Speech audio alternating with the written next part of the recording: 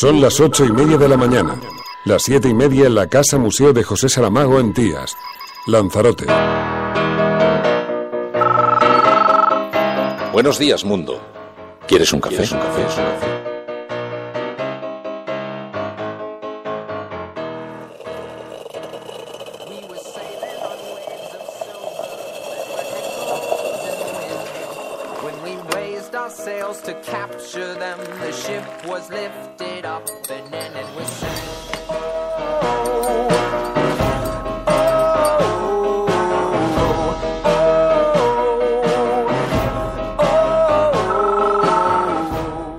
La Cafetera.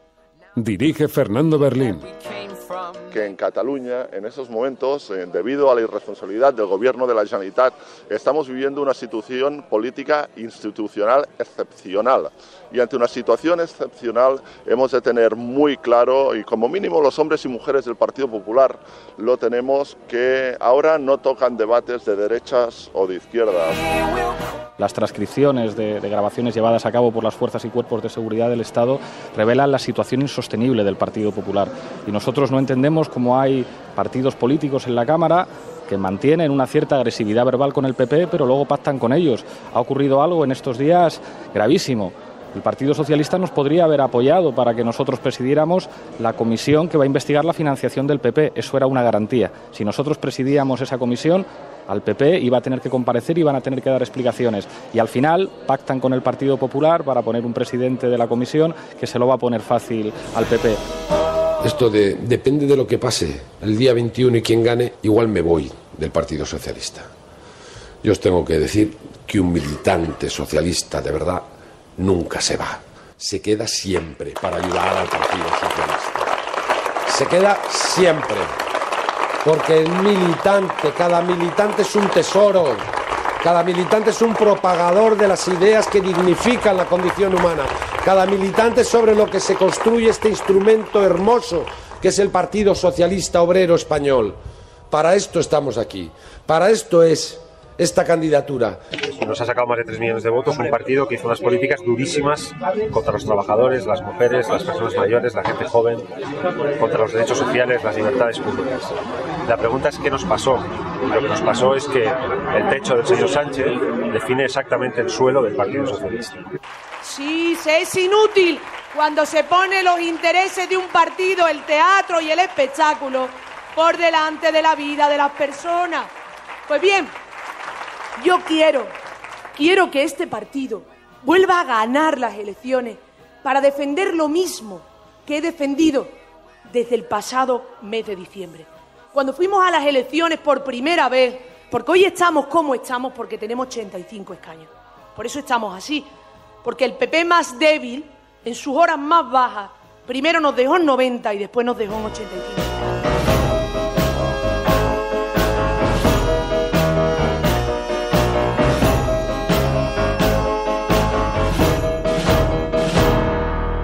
La Cafetera es un programa de radio que se financia gracias a las aportaciones de los oyentes. Si te gusta el periodismo que defiende y sientes que te acompaña, hazte mecenas y ayúdanos.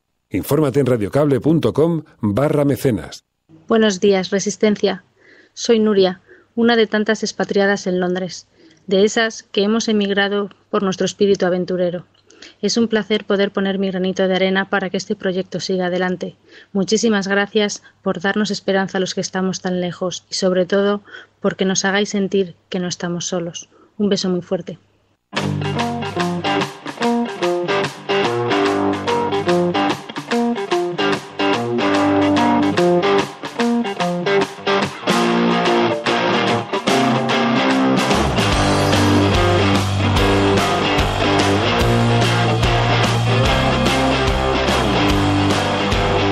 Buenos días, Resistencia.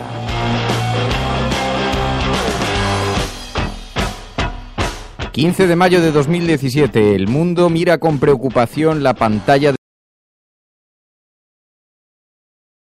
Informáticos de todo el planeta están muy atentos a sus pantallas porque todavía siguen insistiendo en los riesgos de este virus que se ha extendido por toda la red global, afectando a numerosas empresas en todos los países del mundo. Pero el mundo sigue dando vueltas.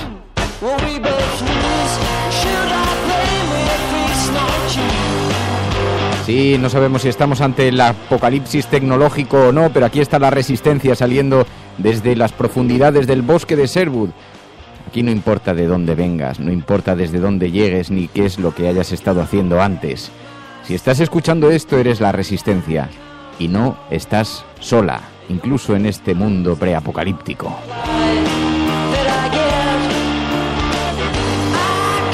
Os lo digo medio en broma, pero aquí hay mucha gente que sabe que se sienten como en casa cuando suena la sintonía, porque si te sientes así es que estás en casa. Buenos días, Emilio.es. ¿Me mandé? Buenos días. Buenos días, buenos días. Buenos días, María.es. Muy buenos días. Claro, me dice el pequeño Fer. ¿Pero por qué le llamas María.fer? ¿Por qué le llamas María.fer?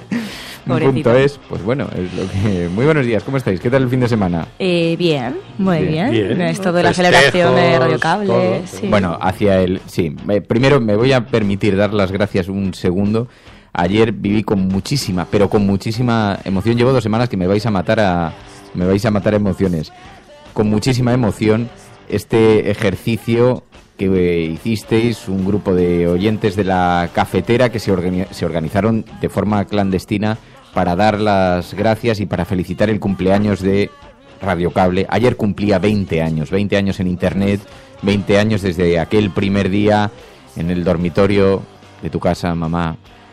Allí, aquel ordenador, en fin, momentos de muchísima emoción. Se pusieron de acuerdo un montón de oyentes e hicieron un hashtag y estuvieron subiendo fotos, mensajes súper cariñosos. Estoy viendo a ver cómo puedo guardar todos esos mensajes, porque no quiero perderlos, los quiero meter todos en una carpetita, a ver si alguien me puede ayudar. No sé si hacer un Moments o hacer un Storyfy, o cómo puedo juntar los mensajes que salían en el hashtag y los mensajes que se me enviaban a mí directos simplemente con la arroba, para tenerlos todos agrupados, porque de verdad, cuando me levanté por la mañana, la verdad es que no miré Twitter muy pronto, fue una cosa extraña, tenía que vestir a Fer, estaba distraído en el asunto y de pronto vi una llamada perdida de María.es y entonces la llamo y me dice: ¿tú has visto lo que está pasando en Twitter? Y entonces cuando lo conecté y vi la que estabais liando, de verdad, de corazón, luego hacia el final del programa ya doy cariños más prolongados, pero como primera medida, muchísimas gracias. No os podéis imaginar la ilusión que me hizo el momento tan formidable en el que llegan esos cariños y son recibidos de verdad con muchísimo agradecimiento. Luego os vuelvo a dar las gracias, porque hoy tenemos que hablar de muchas cosas. Hoy es 15M, han pasado 6 años desde aquel 15M y queremos hablar de eso, pero además hoy también es una jornada en la que los focos informativos están todos enfocados, están todos girados hacia el Partido Socialista, porque sabéis que se va a celebrar hoy un debate entre los 3 principales candidatos a las primarias del Partido Socialista: Pachi López, Susana Díaz y Pedro Sánchez. Allí se debate el futuro del Partido Socialista, las consecuencias de lo que pueda ocurrir, y vamos a reflexionar sobre esto. Pero por eso hemos elegido un hashtag, que la semilla de este hashtag viene del grupo Hashtag, que estaban debatiendo a ver cómo se podía componer un hashtag sumando el 15M al Partido Socialista, las consecuencias que tuvo para el Partido Socialista el 15M, si ha afectado, si el PSOE necesita un 15M. En fin, este debate que se ha generado muy interesante se ha trasladado aquí, estábamos debatiéndolo aquí, y al final hemos optado por el siguiente hashtag: almohadilla la cafetera frente al 15M. Almohadilla la cafetera frente al 15M. Y a través de este hashtag y de vuestros mensajes queremos... perdón, no es verdad, que no lo he dicho entero, que no lo he dicho completo. Almohadilla la cafetera frente al 15M, el PSOE. Almohadilla la cafetera frente al 15M, el PSOE. Y a través de este hashtag queremos abrir un debate para ver de qué forma ha afectado al Partido Socialista y también qué os sugiere a vosotros este debate que se está jugando. Eso sí, vamos a hacerlo en términos, como bien sabemos en este programa, de forma educada, porque sabemos que, en fin, con el PSOE siempre hay ahí un juego de equilibrios de amor-odio. Bien. Mensajes: 627-002-002, 627-002-002. En el WhatsApp del programa, notas de audio. Y también, a través de ese hashtag, la gran asamblea que se crea de los oyentes: almohadilla la cafetera frente al 15M, el PSOE. Estás escuchando La Cafetera, y si lo estás haciendo, eres la resistencia. No estás sola.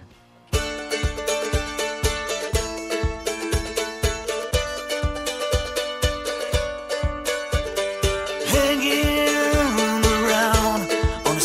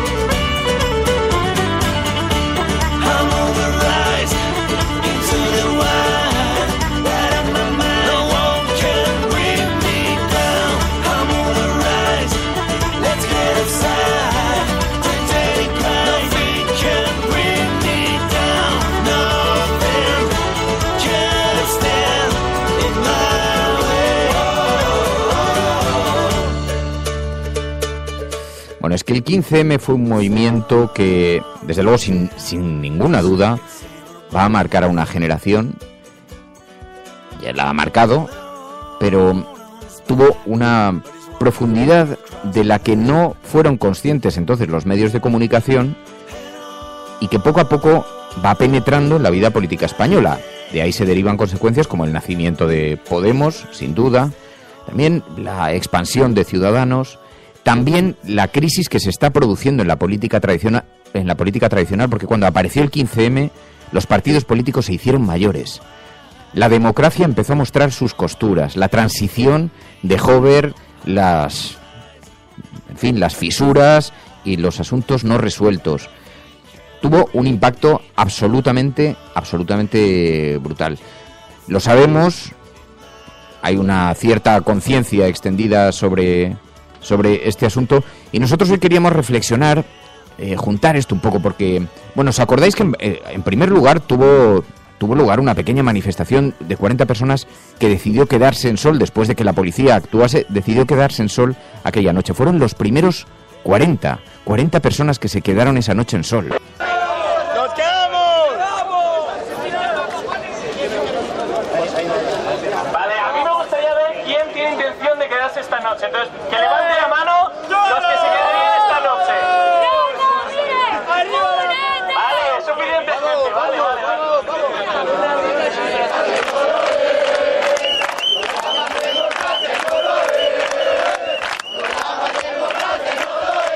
Y claro, hay que recordar de dónde veníamos, porque veníamos de una tensión ciudadana muy importante, veníamos de, en fin, el gobierno socialista, una oposición muy dura al gobierno de José Luis Rodríguez Zapatero, que se manifestaba en términos como estos.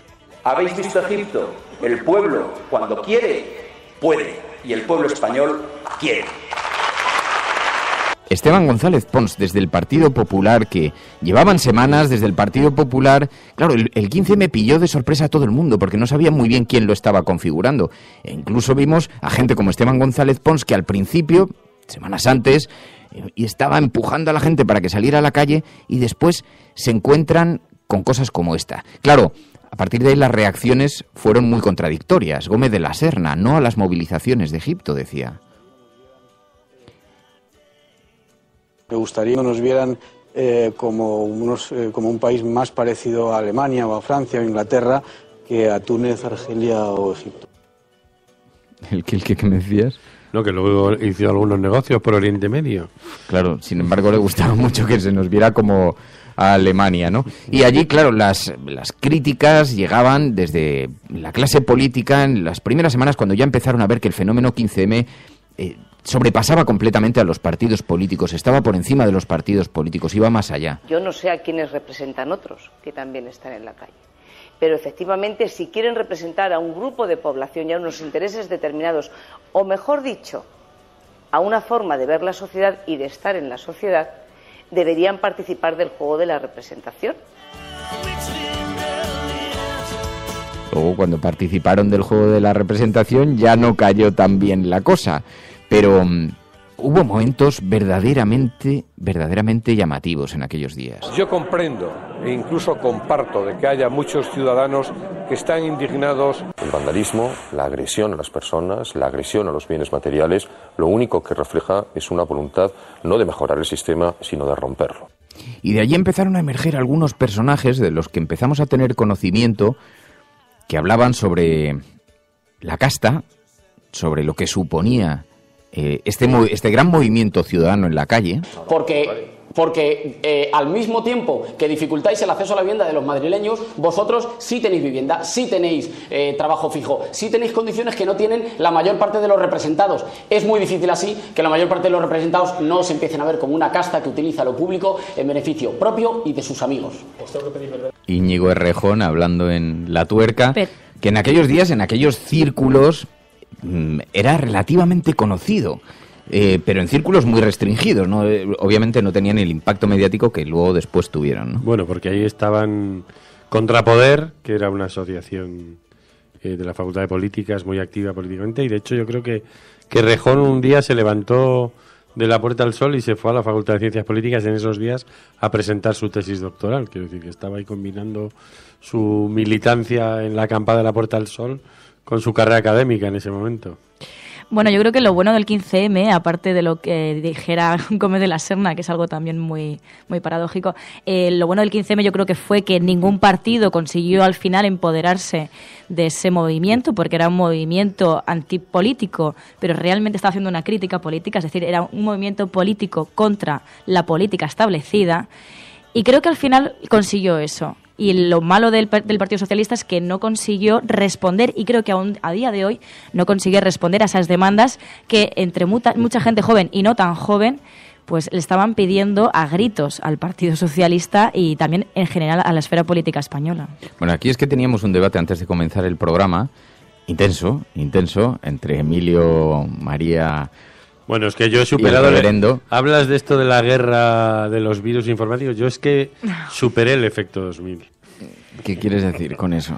Hombre, cuando decían que llegaba que con Windows el año 2000 se iba a caer el mundo. Bueno, pero yo también estuve en el efecto 2000. Pero estábamos hablando antes sobre las consecuencias que pudo tener el 15M o no para el Partido Socialista, ¿no? Si al Partido Socialista le afectó o no de alguna manera el 15, me decía Emilio. Hombre, algo le afectó, porque la crisis del Partido Socialista es verdad que tiene que ver con la crisis del socialismo y de la socialdemocracia en Europa, etcétera, etcétera, pero evidentemente estas tensiones que se viven, también derivadas de la aparición de partidos políticos que aspiran a su espacio, pero estas tensiones que se viven en el Partido Socialista, algo de consecuencia sobre aquello tiene, lo decía María, yo lo comparto bastante. Cada vez es verdad que María... Bueno, yo creo que solamente con fijarte en los resultados electorales no hizo falta que naciese Podemos para que el Partido Socialista cayese electoralmente. El Partido Socialista perdió unas elecciones después del 15M. El 15M fue simplemente la muestra de un síntoma y de cómo muchas personas se habían sentido abandonadas por este partido y en general por la esfera política, porque no sabían a qué acogerse. Uno de los lemas era Juventud sin futuro. Y mi pregunta es si realmente esta gente sigue sin futuro. Bueno, podríamos hacernos muchas preguntas. Una, ¿quería el PSOE salir del poder en ese momento de crisis económica? Escucha, que España se venía abajo... Había que comerse muchos marrones en Europa, adelantaron las elecciones sin que nadie les obligara, y yo creo que su pérdida de votos tiene que ver, hombre, con decisiones políticas. Yo he visto a los líderes sindicales con Rosell y Zapatero sonriendo, celebrando que los españoles nos vamos a jubilar 2 años después y con un 20% menos de pensión. El tema del escudo antimisiles en Andalucía, el indulto a los banqueros, el cambio del 135 de la Constitución. El rendimiento ante los bancos alemanes de poner a sus pies la política española. Pero yo creo que el 15M mi interpretación es que fue un susto de la clase media, de jóvenes Erasmus que soñaban con una vida de joven Erasmus y que de pronto la crisis les dijo, esto se ha acabado, se ha movido el suelo. Eso de voy a tener un viaje guay al año, se ha acabado ese modo de vida. Y luego sí se acabó convirtiendo en una maravillosa reflexión ética sobre la política. Y en principio fue como cuando llega el lobo y alguien se asusta, ¿qué hace el rebaño? Se junta, que es algo casi físico. Pero luego acabó convirtiéndose, y digo, en una maravillosa reflexión sobre la política, que cambió la mirada sobre la política. Y no solo sobre el PSOE, porque el PSOE yo creo que precisamente está donde está, entre otras cosas, porque el 15M no lo cambió. Si lo hubiera cambiado, igual estaría en otro lugar. El PSOE ha seguido a lo suyo, por decirlo así, ¿no? Bueno, pero porque quizá se agrupó, igual al PSOE le ocurrió exactamente al contrario. Creyeron que lo que venía enfrente era el lobo y también se agrupó en torno a los reaccionarios, en torno a... Había que escuchar entonces las teorías de la conspiración. Bueno, había que escuchar las descripciones que hacían desde algunos medios de comunicación de lo que estaba sucediendo en la Puerta del Sol. Van un poco a la Revolución Francesa, he oído cosas como la guillotina, matar a los políticos. El ambiente que hay aquí es un poquito un ambiente de cumba, entonces, bueno, pues por otra parte el olor a porro que se huele por aquí es bastante bestial. La plaza de... Todo el mundo es un montaje. Bueno, perdona, Antonio, os devuelvo. Vale, ahora sí. Se están definiendo una vez más, se ahora están sí, retratando. no quería deciros... Gracias. Son muy demócratas estos tipos, ¿eh? Y, ojo, ¿qué concepto de la libertad de expresión tiene y qué respeto para el trabajo ajeno de una chica que tiene probablemente menos años incluso que ellos, que está trabajando, ganándose la vida, honestamente, siendo una buena profesional, y estos sujetos importunándola y coaccionándola. Como ves, Antonio, en Barcelona huele pues sí, tanto ahí hemos tenido un testigo. O sea, nadie puede decir que tú estás exagerando ni manipulando nada. En Barcelona un testigo nos ha dicho, además, este es de los que coinciden que no hay que votar ni a uno ni a otro, pero por lo menos sí que ha dicho que... Porque al principio es verdad que en ciertos medios de comunicación hubo desconcierto porque les gustaba un movimiento que podía afectar al Partido Socialista y los primeros días, en lugares como Intereconomía, había una defensa medio helada, cubrían los estos, le daban volumen para que, digamos, estimular esa lucha contra el Partido Socialista, hasta que empezaron a ver la deriva, que obviamente tenía tintes de izquierdas, porque eso era indiscutible, pero ojo, que es que se lanzaron hasta teorías de la conspiración. A partir de mañana, de pasado, del lunes, remontando día a día hasta el próximo 22 y movilizando al Partido Socialista una vez más. ¿A qué se estaba refiriendo Zapatero cuando dice esto? Y claro, lanzaban permanentemente insinuaciones sobre... Lo de los porros es muy bueno. Y la guillotina. Como si el eslogan hubiera sido no nos disteis trabajo y nos colocamos. Una cosa bastante lamentable, ¿no? De todas maneras, yo en esto creo que el Partido Socialista está como está también por darle la espalda a una generación.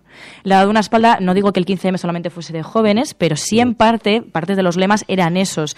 Si tú abandonas a una generación, puede que te aproveches de que estamos en un país viejo en ese sentido, ¿no? En el sentido de que, bueno, pues somos un país envejecido y muchos jóvenes han tenido que ir fuera, entonces tienes, digamos, la suerte de que esa gente no va a votar. Pero el problema es que Podemos no se inventó nada. Podemos simplemente vio un hueco en el que había una serie de votantes desengañados en parte del Partido Socialista y por eso le han quitado esos votos. Lo que pasa es que ahora se sienten como ofendidos en cierta manera de que haya nacido eso. Es que eso no ha nacido, es que eso estuvo en el 15M y se lo avisaron desde hace muchos años.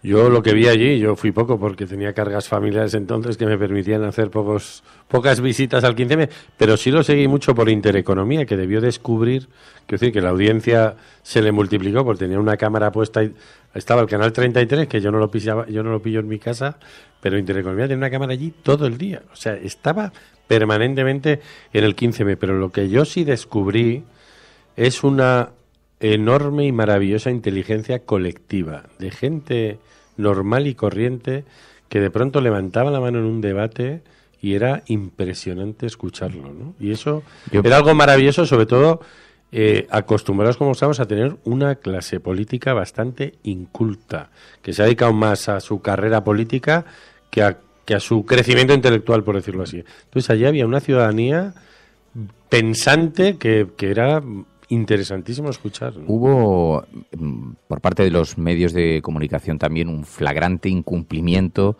en su deber hacia la información, hacia lo que estaba ocurriendo. Yo recuerdo aquella portada del Washington Post con la imagen del 15M y recuerdo el vacío, porque es verdad, Intereconomía, algún otro medio, recuerdo que La Sexta, algún otro medio mostraba lo que estaba ocurriendo en el 15M, pero yo, que estaba entonces en la cadena SER, me acuerdo un día que me encuentro a Iñaki Gabilondo por un pasillo y le digo: Iñaki, lo que está ocurriendo en la Puerta del Sol es absolutamente... Esto lo puedo contar ahora y estoy seguro de que Iñaki lo ratificará.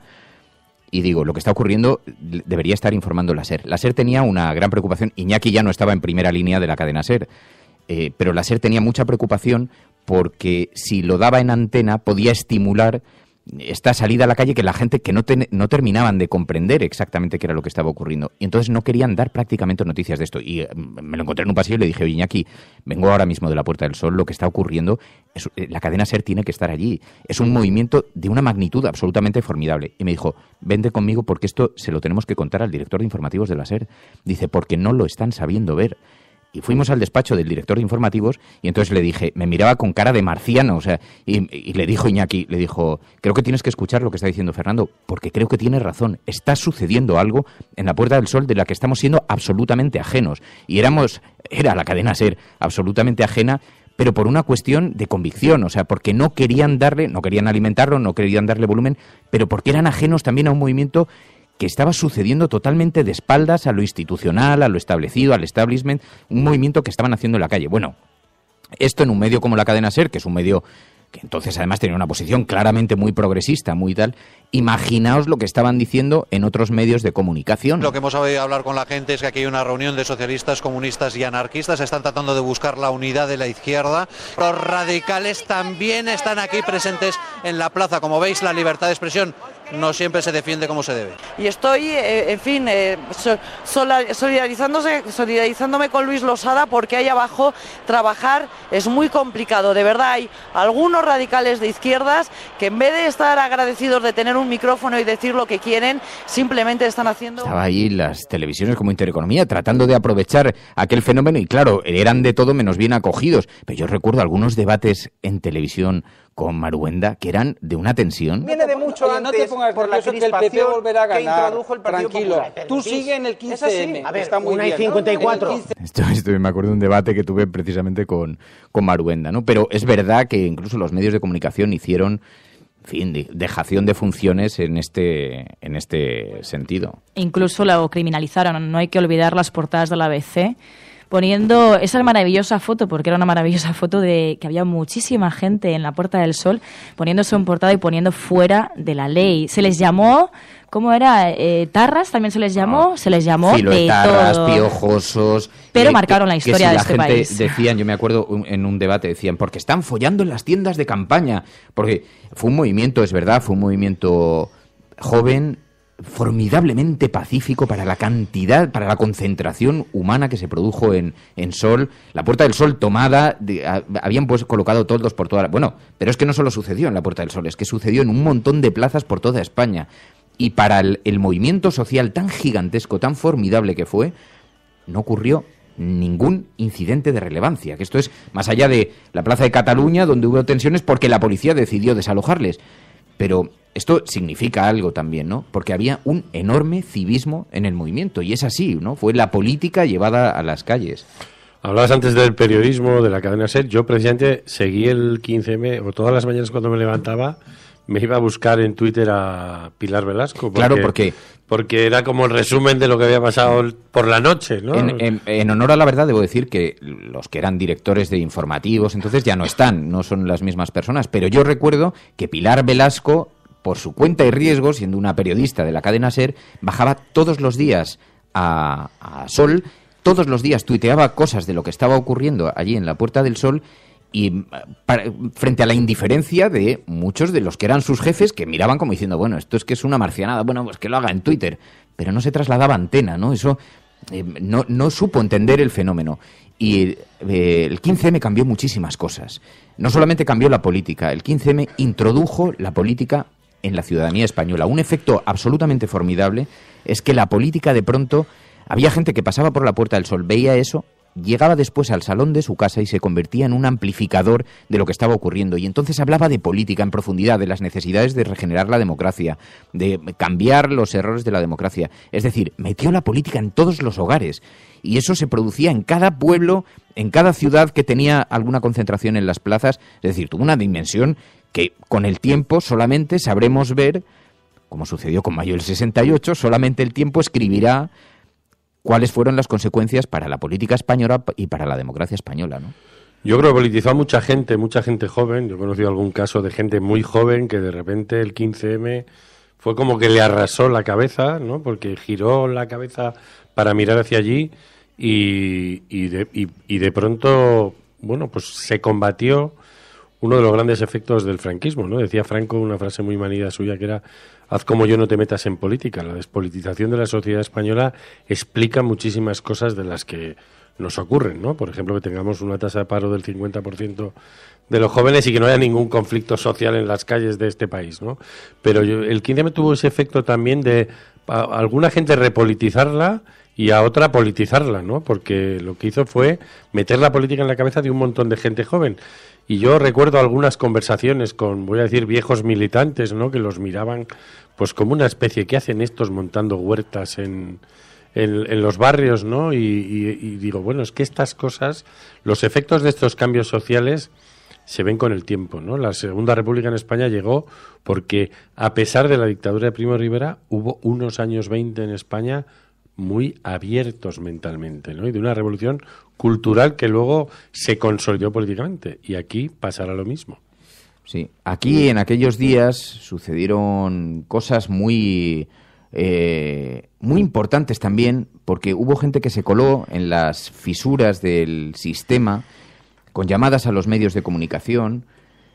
Recordamos, por ejemplo, una llamada que se produjo en Radio Nacional. Os acordaréis que el año pasado la volvimos a entrevistar, recuperamos. Una oyente, Cristina, llamó a Radio Nacional después de estar escuchando algunas barbaridades que estaban diciendo los tertulianos y llamó pidiéndoles respeto para aquel movimiento. Cristina, de Burgos, buenos días.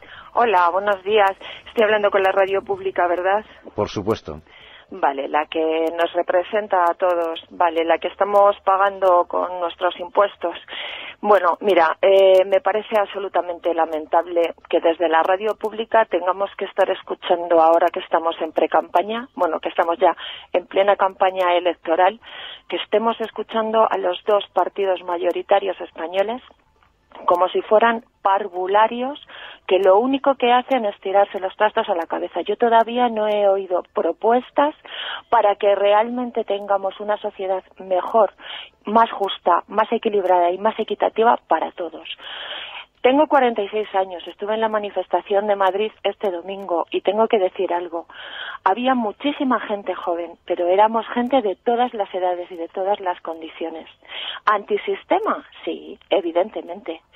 Los políticos y los banqueros y los que realmente están apoyando esas medidas, que realmente están recortando todos los derechos que nuestros padres y nuestros abuelos les costó sangre, sudor y lágrimas ganar, nuestros políticos a los que hemos votado, que están dirigidos evidentemente por las mismas manos del capital, que están dirigiendo también los medios de comunicación, son los que están convirtiendo a nuestros jóvenes, a nuestros hijos, en antisistemas.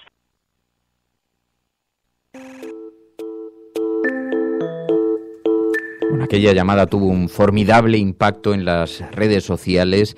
Se habló mucho de cómo los ciudadanos llamaban a los medios de comunicación y del impacto que estaba teniendo el 15M en la opinión pública, a pesar de que los grandes medios de comunicación en los primeros días ni siquiera hacían referencias a lo que estaba ocurriendo en la Puerta del Sol y en otras plazas de España. Sí lo vimos en grandes medios de comunicación, fue muy relevante verlo en la portada del New York Times, del Washington Post y de los corresponsales extranjeros que estaban fascinados ante ese fenómeno. Bueno, el impacto del 15M en la política española todavía es, digamos, relativamente desconocido. No sabemos exactamente qué es lo que ha transformado ni cuánto va a durar esa transformación, pero hay un evidente impacto, ¿no?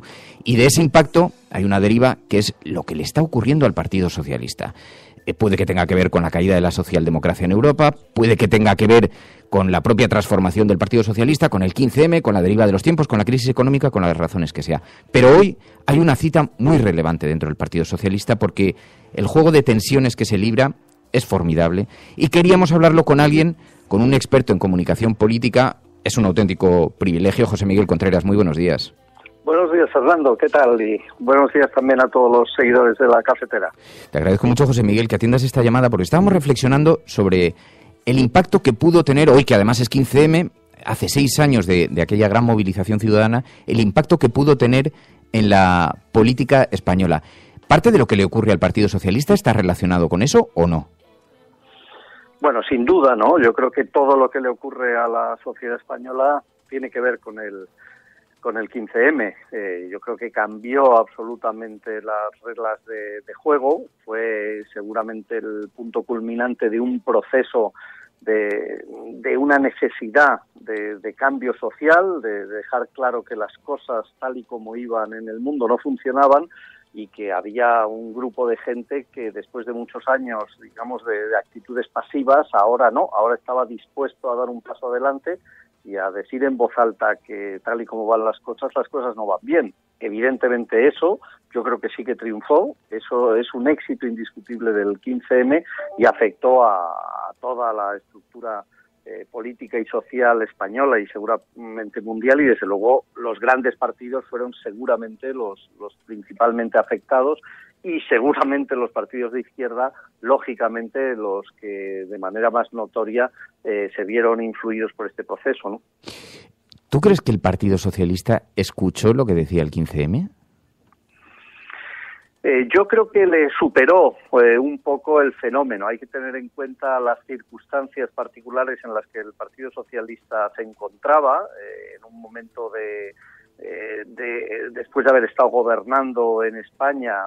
Se olvida de que gobernó en una situación de bastante éxito social y de imagen en una primera legislatura, en la que llegan a olvidar hasta casos como que la mejor situación del empleo de toda la historia de España se tuvo en esa época, y cómo de repente la crisis sobrevino a todos los niveles, empezando por una crisis económica muy muy fuerte que derivó en todo tipo de crisis sociales. Era un proceso claramente de bajada, decadente de lo que había sido la filosofía y la forma de actuar del Partido Socialista, y en ese momento emerge el movimiento del 15M, con lo cual yo creo que no estaba en una situación realmente clara, estaba más a final de un proceso que a comienzo de otro, y es evidente que no supo ver, no supo adaptarse. Yo creo que hubo un cierto, no sé si la palabra es desprecio, pero sí se ignoró un fenómeno absolutamente naciente, que yo creo que las grandes instituciones, los grandes partidos, y entre ellos la socialdemocracia, el Partido Socialista Obrero Español también, pues no le dieron la importancia que realmente tenía el fenómeno. Bueno, hoy teníamos muchísimo interés en hablar contigo porque hoy 15M, precisamente, el Partido Socialista libra un debate entre los tres candidatos que aspiran a las primarias, un debate de una enorme intensidad, y nos preguntábamos, José Miguel, tú eres experto en comunicación política, probablemente uno de los mejores expertos en comunicación política de este país, y conoces muy bien el Partido Socialista. ¿Qué es lo que se está jugando en estas primarias el PSOE? Bueno, en estas primarias realmente se está jugando algo que nunca había estado en duda, que es la subsistencia del partido.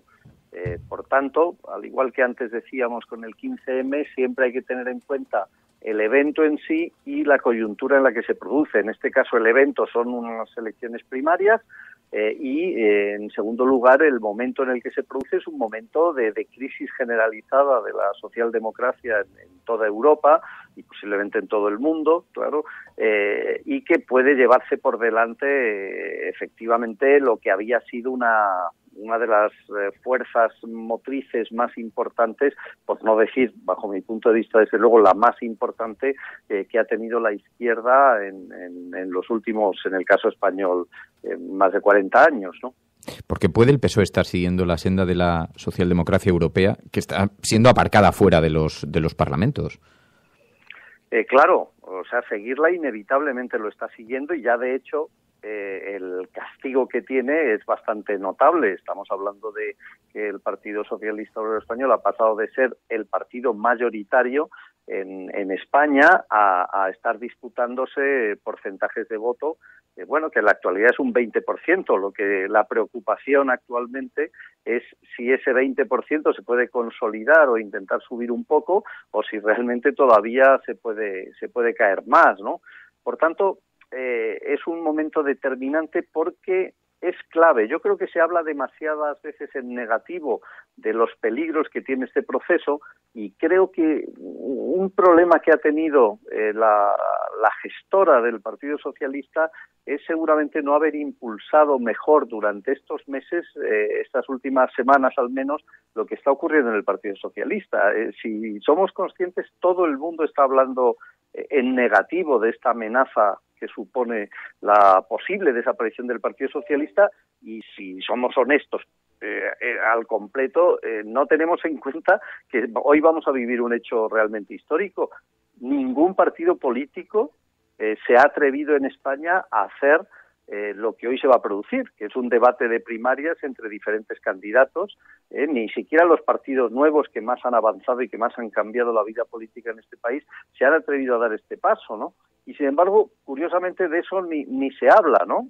Se plantea más como amenaza que como una oportunidad de relanzamiento, como una oportunidad, como una ventana de cara a crear un nuevo partido, o utilizar, por decirle un ejemplo comercial, este evento que hoy vamos a vivir como un escaparate de un nuevo Partido Socialista. El problema es que realmente ese nuevo Partido Socialista tendría que existir de verdad para que al mostrarlo tuviera realmente fuerza y eficacia el mensaje, ¿no? ¿Hay riesgo de escisión en el PSOE dependiendo del resultado? Bueno, sin duda, ¿no? El riesgo de fragmentación y de escisión en la izquierda, desgraciadamente en España, es una tradición demasiado importante como para olvidarla, ¿no?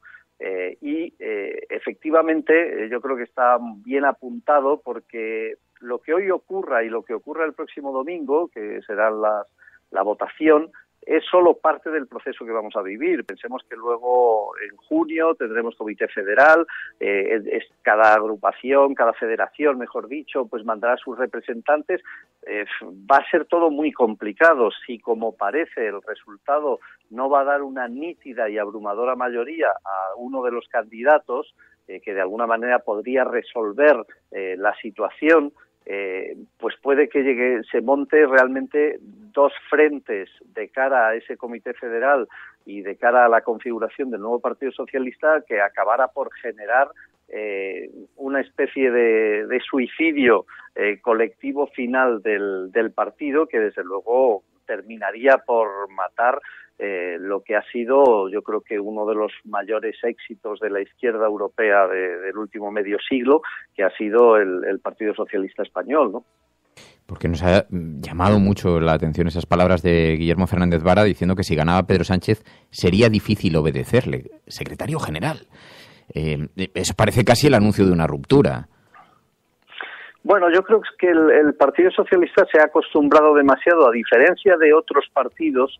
Se ha creado una cultura de que todo el mundo puede decir lo que quiera en cualquier momento, y este sistema ya de por sí suena feo, esto de los varones, ¿no?, en los tiempos actuales, pero esa idea de que cada uno puede decir lo que quiera y dice lo que quiera en el momento que desee, tiene una parte buena, pero también tiene una parte de que permanentemente surge ante la opinión pública una sensación efectivamente de falta de acuerdo, de falta de criterio común y sobre todo de falta de un espíritu colectivo democrático, que es decir, yo estoy en política porque tengo unas ideas y en esas ideas lo que estoy dispuesto es a seguir el espíritu mayoritario de quienes piensan como yo. Por tanto, la aceptación de un principio democrático, que es que aquel que gane mayoritariamente yo le voy a seguir, y si no, no estoy en política, porque claro, estar en política para decir o se hace lo que yo quiero o si no me voy o monto otro partido, hombre,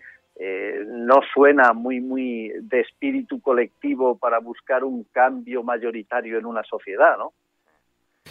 ¿Y es acertado leer estas primarias como un enfrentamiento entre las élites del partido y la militancia? Bueno, esto va a ser al final la clave del debate, ¿no? En política se crean muchas convenciones, en política y en general en la sociedad actual dominada por los medios de comunicación. Una de las capacidades que tienen los medios es la de crear espejismos o unas verdades más o menos que se pueden acercar a la realidad. En este sentido, en el debate de hoy se van a confrontar una serie de principios que seguramente no son ciertos, pero así los va a percibir la gente. Entonces, en los roles, en los papeles que los candidatos han desarrollado o han terminado de conformar a lo largo de estas últimas semanas con la ayuda de los medios de comunicación, bueno, se ha creado esa idea de que Pedro Sánchez es más cercano a la militancia que Susana Díaz cuenta más con el apoyo del establishment del partido que Pedro Sánchez.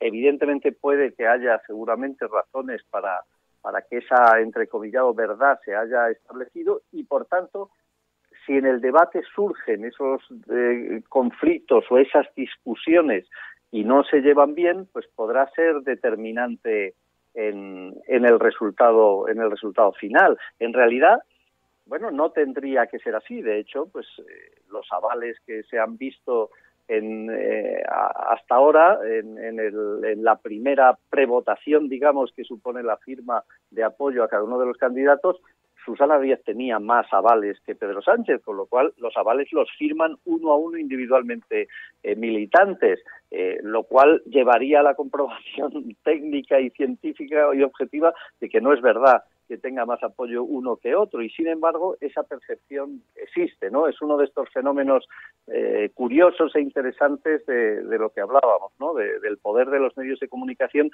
para conformar, podemos decir, si vale la expresión, realidades virtuales, ¿no? Si tuvieras que recomendarles a los candidatos algo antes de este debate, no sé cuánto de trascendental será, porque tampoco sabemos, es verdad que va a haber un cierto seguimiento en las tertulias de la mañana en televisión, pero no sé si será trascendental realmente para el militante socialista lo que ocurra hoy, pero ¿qué les recomendarías tú? ¿Qué les dirías? Bueno, el que sea trascendente o no, no es imposible saberlo. Tiene una peculiaridad este debate que no es normal, y es que se celebre a las 12 de la mañana, lo cual le resta una de las virtudes fundamentales que tiene un debate, que es que los ciudadanos sin intermediarios vean una confrontación de programas, de ideas y de personalidades. La mayor parte de la gente no lo va a ver. Bien es cierto que los que realmente son determinantes y para quien es importante este debate no es para el público en general, que no participamos en el proceso puesto que no somos militantes del partido, ni siquiera para los que sean votantes, porque tampoco la mayoría van a participar, simplemente es para los militantes. Y los militantes, además, 2 de cada 3, a través de los avales, ya tienen decidido prácticamente su voto. Por tanto, este debate es trascendente para un número muy, muy pequeño de gente. Seguramente estamos hablando de no más allá de 10.000 o 15.000 personas que son los militantes del partido que a día de hoy puede que todavía no hayan decidido firmemente su voto. Por tanto, ese colectivo tan pequeño, 1, vamos a ver si atienden al programa, y 2, va a ser muy, muy trascendente. Por una vez, lo que digan las tertulias, lo que digan los medios, porque este debate, a diferencia de los grandes debates electorales a los que estamos acostumbrados, va a llegar a la gente más a través de la intermediación periodística y de la opinión pública en general que de acceso directo de los ciudadanos al programa televisivo, ¿no? Entonces, bueno, ahí se introduce un elemento, digamos, desgraciado, entrecomillado, y es que los intereses particulares de cada analista o de cada medio de comunicación van a pesar enormemente en la valoración real de lo que ocurra. Sí, pero es un efecto distorsionador que no está equilibrado entre los candidatos, eso parece evidente. Así es. Yo creo que en este caso, por tanto, vamos a vivir un poquito más de fuegos de artificio, de ver de qué manera consiguen los candidatos, adaptarse a la agenda mediática más que al contacto directo con los ciudadanos. Lo normal es que los debates suelen acabar en empate. Si cada uno expone sus ideas y cada uno dice lo que quiere, bueno, no hay nadie que tenga unas ideas aparentemente disparatadas respecto a los demás, ¿no? Y además el contraste que tiene este debate a 3 siempre es muy complejo. O sea, en comunicación política yo creo que el peor de los formatos es un debate a 3, porque está completamente parado y detenido, porque siempre hay evita mucho el enfrentamiento cara a cara, que a fin de cuentas acaba siendo lo más enriquecedor cuando se aborda una cuestión a fondo, ¿no? Dos personas discuten y si hay un tercero al que hay que darle la palabra permanentemente, se romperá mucho el hilo y tienden a ser debates más aburridos. De hecho, incluso si es a 4 o a 5, pues oye, de vez en cuando el que más destaca llama la atención. Aquí lo lógico y normal es que sea un debate, yo creo que tranquilo. Yo creo que la única idea que sí que ha calado por la información que yo tengo entre todos los dirigentes socialistas es la preocupación de que se monte un número, de que hoy el Partido Socialista dé una imagen ya de desunión absoluto, de pelea callejera, cosa que podría ocurrir porque el enfrentamiento entre los candidatos es realmente serio, ¿no? Pero yo creo que van a intentar hacer un esfuerzo de contención y de no olvidar la clave y lo más importante, y es que la batalla electoral no termina hoy ni terminará el próximo domingo.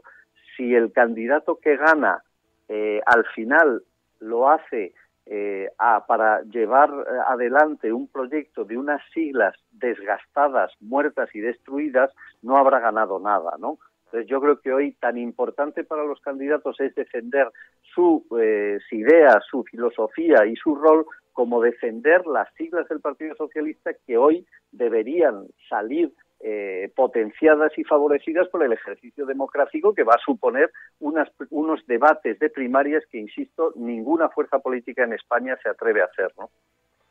Pues José Miguel Contreras, te agradezco muchísimo que hayas atendido esta llamada. José Miguel, muy buenos días y mucha suerte. Venga, un abrazo a todos. Gracias a vosotros por escucharme. Venga, un abrazo.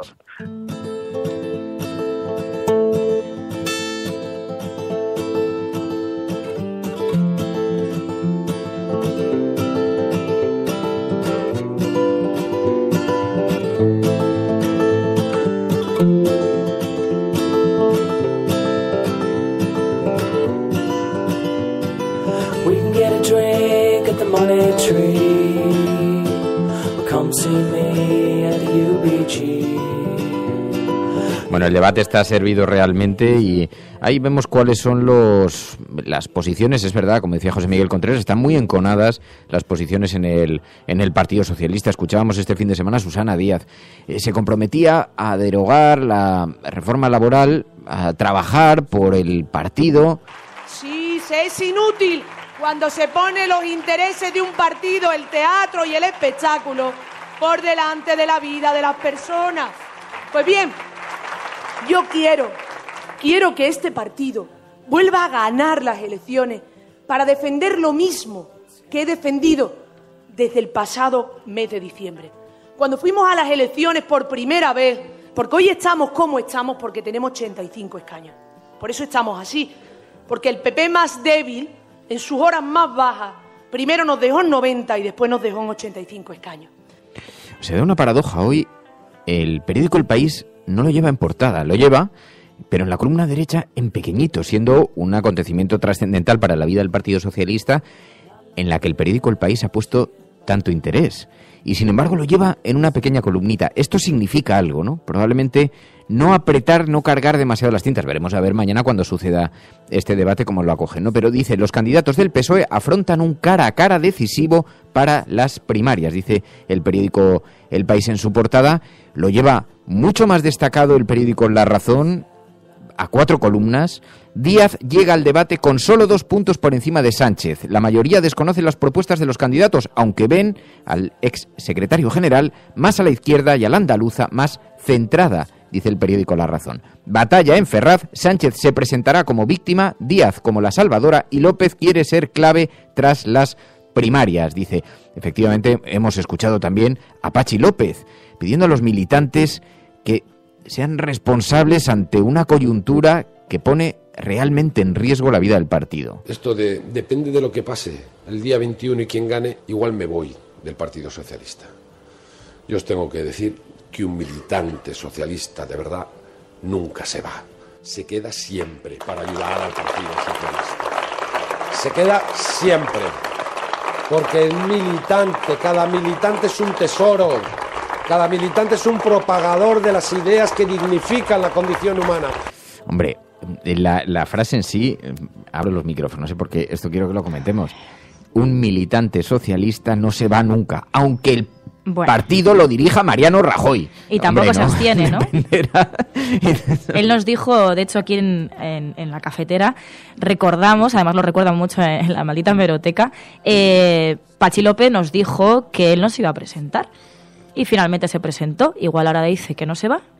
Y este es uno de los problemas, no solamente del Partido Socialista, pero es uno de los problemas de la clase política, que no tiene ninguna credibilidad, porque se pueden permitir decir una cosa y la contraria un mes después y que no ocurra nada, ¿no? Y que no pase nada, no ya por el no es no, que hemos visto ese gigantesco giro, es que incluso el día antes todavía había gente en el Partido Socialista diciendo es imposible que el PSOE se abstenga ante Mariano Rajoy el día antes.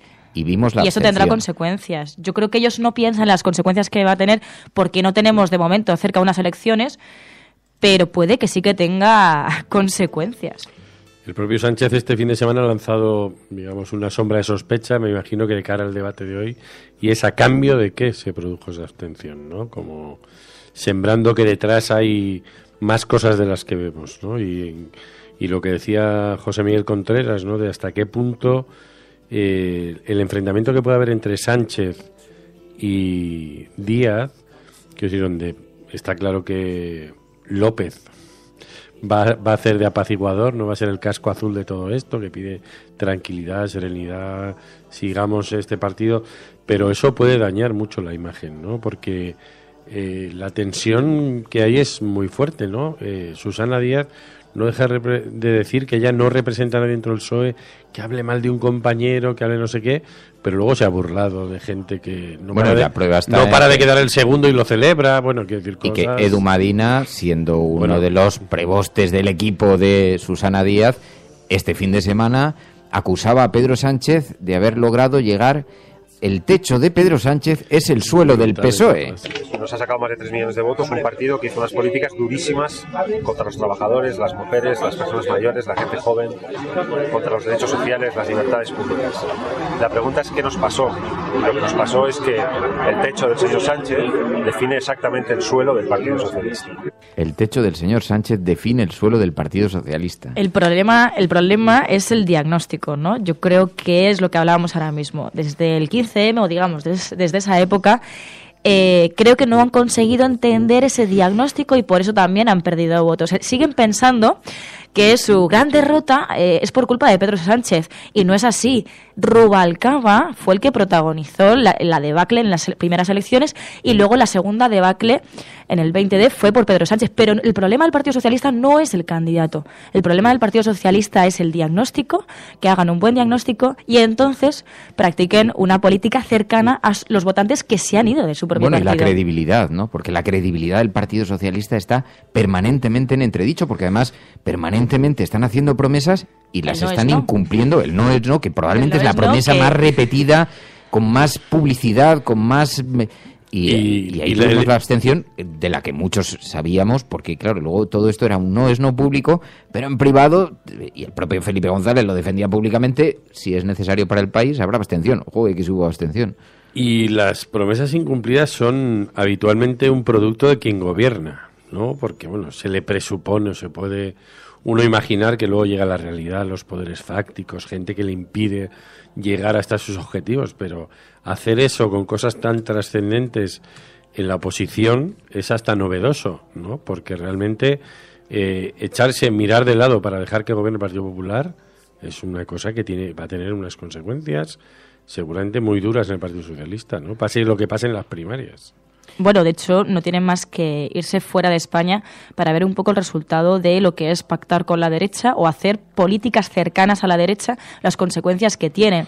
Y no sé si alguno de los candidatos piensa cambiar ese rumbo, ¿no? Porque ellos mismos muchas veces han admitido que no hay otro tipo de políticas que se puedan hacer y que no hay otra manera, pero a lo mejor tendrían que mirar a Portugal. Esto es muy curioso porque luego en algún debate con Maruenda sale este dato y gente como Maruenda lo que defiende es lo contrario, diciendo, no, mentira, cuando el Partido Socialista se ha ido hacia la izquierda es cuando los resultados le han ido mal. No es verdad. Es el abrazo del oso ese. Claro. Entiendo que a Maruenda le interesa ese discurso públicamente, pero al PSOE le ha ocurrido exactamente lo contrario. Hasta el 135, incluso con una tensión en la calle muy importante, derivada de la posición del Partido Popular, que estaba haciendo una oposición realmente radical, el Partido Socialista seguía contando con un enorme apoyo. Yo recuerdo perfectamente, primero porque Zapatero ganó esas segundas elecciones, ¿no? Pero recuerdo perfectamente cuando se monta, el PP monta todas estas manifestaciones contra el proceso de paz de ETA, con ETA. Después, el Partido Socialista activa una manifestación para apoyar la iniciativa del diálogo y fue multitudinaria, se llenaron las calles, porque al final la gente sí daba apoyo a las políticas, digamos, más progresistas, ¿no? Y eso, pero bueno, en todo caso es verdad que es un debate permanentemente servido, ¿no?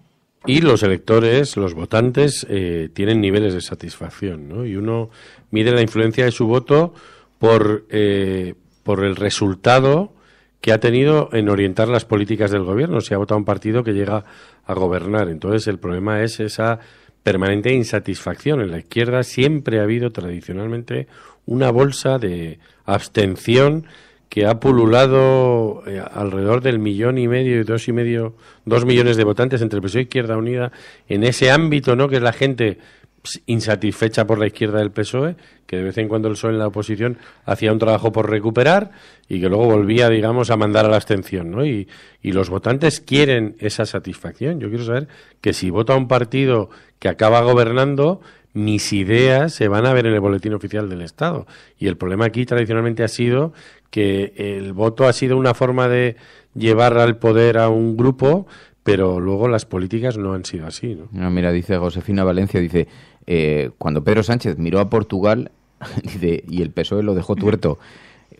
Claro, es verdad que es que incluso ese debate, cuando hemos visto el ejemplo de Portugal, que le gusta tanto a María además es que lleva unos días muy insistente. Soy muy insistente. Y lo de Eurovisión ha sido definitivo. Lo de Eurovisión ya ha sido definitivo. Portugal suele ganar en muchas cosas últimamente. Hasta en la BBC dicen que Portugal tiene una increíble recuperación. No sabemos por qué, pero bueno, hay un gobierno de izquierdas. Veremos a ver qué pasa. Pues que nos invadan mucho en que... Pero porque no sale en ningún sitio. Varios programas especiales sobre eso nos que nos invadan. A mí me parece bien que nos invadan. Los portugueses. No, sí. Pero muchos oyentes lo han dicho, ¿no? Que nos quiten esta élite. Que es raro que no aparezca la opción de lo que está ocurriendo en Portugal, que no se ha portada en ningún sitio, ¿no? Sin embargo, sí que vemos portadas de Venezuela. Es algo muy curioso y muy curioso. No solamente de Venezuela, cualquier país que se lance a la aventura de la troiquista, lo vemos muy destacado. Pero es verdad esto que dice Josefina Valencia, ¿no? Cuando Pedro Sánchez hace ese amago por aproximarse a la política portuguesa, su primer gran viaje como secretario general, observando lo que podría representar y tal, muchos pensaron que representaba una oportunidad para hacer un gobierno de izquierdas, que es una anomalía, sería una anomalía en España. Y inmediatamente fue el propio Partido Socialista el que empezó a ponerse la venda antes de la herida, ¿no? Y trató de evitar aquello, ¿no? Y luego dice Calabazonia, dice el 15M, aquel lugar donde muchos españoles vieron su verdadero sentir y que el PSOE no les estaba representando en aquel momento, ¿no?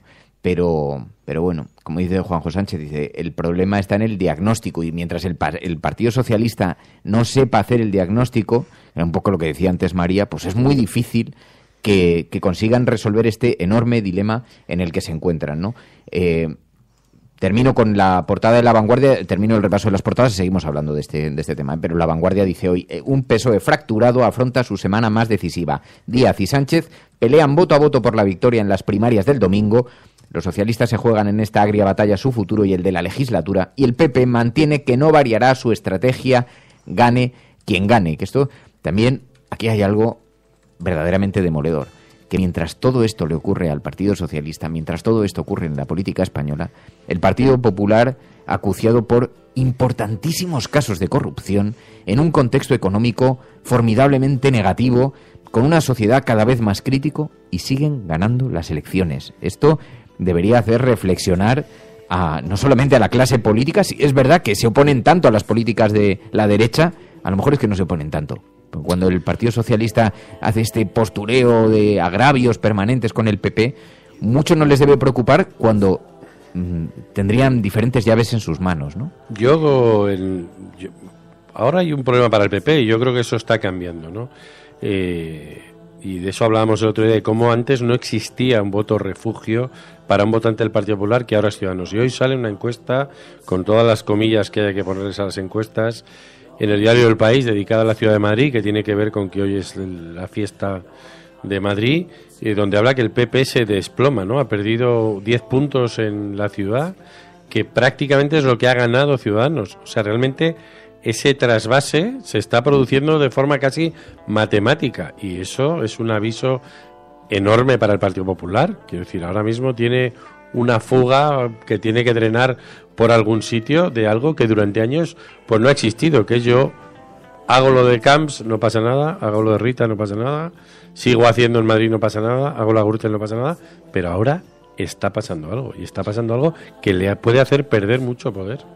Bueno, yo creo que en eso estoy totalmente de acuerdo, porque al final el partido, las consecuencias de lo que está pasando dentro del Partido Popular, que no son menores y que parece muchas veces que las estamos relegando, ¿no? Porque, bueno, sí que es verdad que al Partido Socialista se le critica bastante, pero bueno, el Partido Popular aquí se está jugando mucho. Parecía que Ciudadanos no iba a conseguir votos del Partido Popular, pero parece que poco a poco puede que sí que vaya haciendo ese efecto, ¿no? Ese efecto abrazo del oso al Partido Popular, pero sí que es verdad que será decisivo que Ciudadanos llegue a conseguir votos del Partido Popular siempre que siga luchando efectivamente contra la corrupción, cosa que se ha puesto entredicho en la ciudad de Murcia, veremos en la Comunidad de Madrid, que también está pendiente la moción de censura, y ahí Ciudadanos tiene una grandísima oportunidad, porque Podemos supo seguir la debilidad del PSOE que lo estén percibiendo con esa claridad, porque siguen titubeando,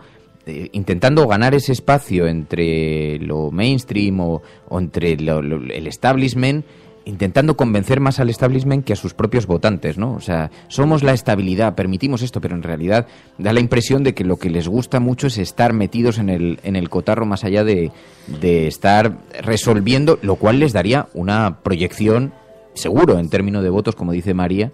Claro, pero yo creo que ahí, a lo mejor, tampoco lo sé a ciencia cierta, pero mi impresión es que a lo mejor ellos ahora mismo están entre dos aguas, ¿no? Que es, o luchamos contra el que llaman ellos populismo, que es no vamos a formar un gobierno con Podemos bajo ningún concepto, tienen que luchar entre eso, o luchar contra la corrupción del Partido Popular. Entonces ellos se encuentran ahí en medio, y creo que intentan jugar un poco con todo eso, pero están en una encrucijada, y es o luchas contra la corrupción o, como ellos dicen, luchas contra el populismo, y ahí tienen que decidir qué estrategia van a seguir.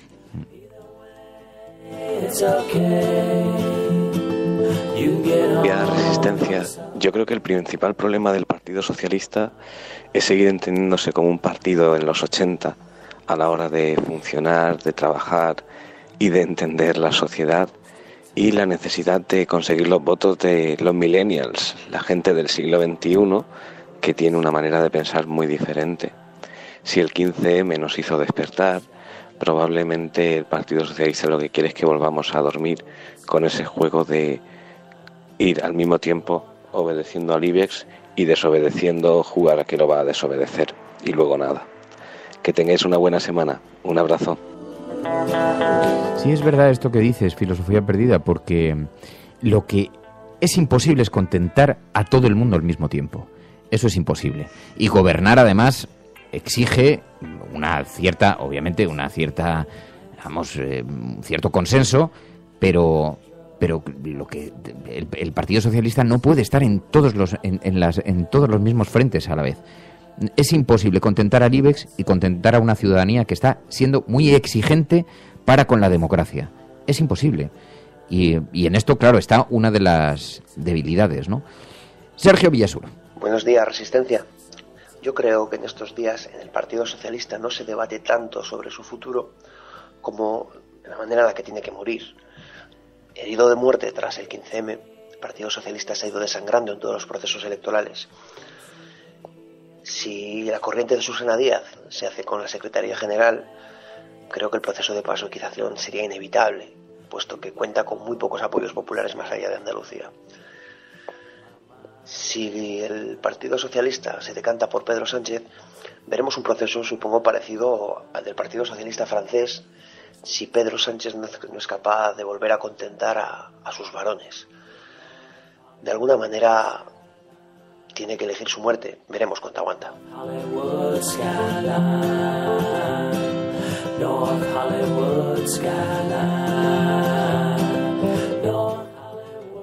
Es un debate de enorme relevancia, se mire por donde se mire, va a tener lugar hoy por la mañana, tendrá mucha repercusión a lo largo del día y mañana también, así que tendremos oportunidad de analizarlo con calma, lo que pueda dar de sí, aunque como decía José Miguel Contreras, da la impresión en estas últimas horas que salvo que se les vaya de las manos, que cuando uno se expone a un debate en directo y en público, pues puede pasar cualquier cosa porque se te puede descontrolar, pero da la impresión de que se ha extendido la idea de que realmente no solamente se están jugando la posición en las primarias o la victoria o la derrota en las primarias, que también se juega en el futuro del partido, y si son conscientes de eso probablemente no veamos momentos, digamos, de una cierta intensidad en un debate. O sea que previsiblemente va a ser una cosa relativamente calmada, por lo menos a priori. Veremos después, ¿no? Porque el ser humano tiene una innata capacidad para sorprendernos, así que nunca sabemos, ¿no? Es el gen de la imprevisibilidad, que ya sabéis que surge en casi cualquier momento. Bueno, estás escuchando La Cafetera, y si lo estás haciendo, eres la Resistencia, y no estás sola. Will you follow me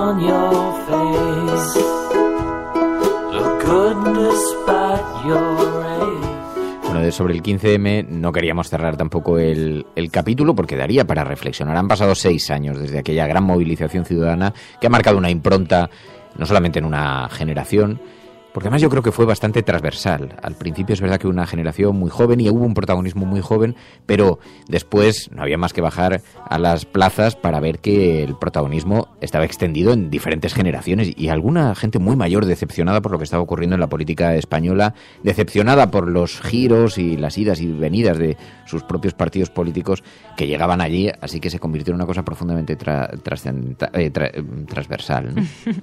Bueno, de hecho de allí nacieron muchas organizaciones, que es lo que llaman ahora también los yayoflautas.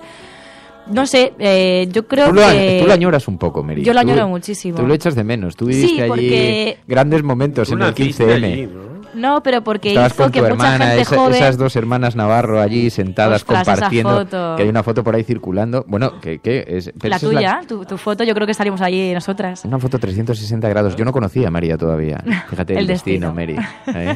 Y estaba allí Mary sentada con su hermana en una asamblea.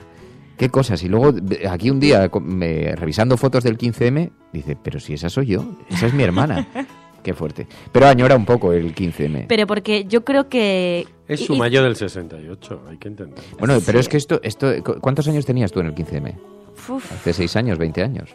Es 21 años. 21 años. Ya estaba un poco mayor. Los acontecimientos que se viven mayor a los 20 años. No, pero es que nos hizo creer a la... Bueno, yo hablo por la gente joven, ¿vale? Pero aparte de que hubo mucha gente de muchas generaciones, pero yo creo que a la gente joven nos hizo creer que otro mundo era posible, que con la crisis que nos habían dicho que teníamos que aguantar la precariedad, que no teníamos derecho a muchos derechos que nuestros padres sí habían tenido, que nos estaban diciendo que el mundo ya no podía ser igual y que iba a ser peor y necesariamente pudimos ver que había gente que pensaba como nosotros, que pensaba que se podían cambiar las cosas. Un poco en definitiva, un poco la gente de la cafetera, y sobre todo, ¿no? Que podían protagonizar los cambios.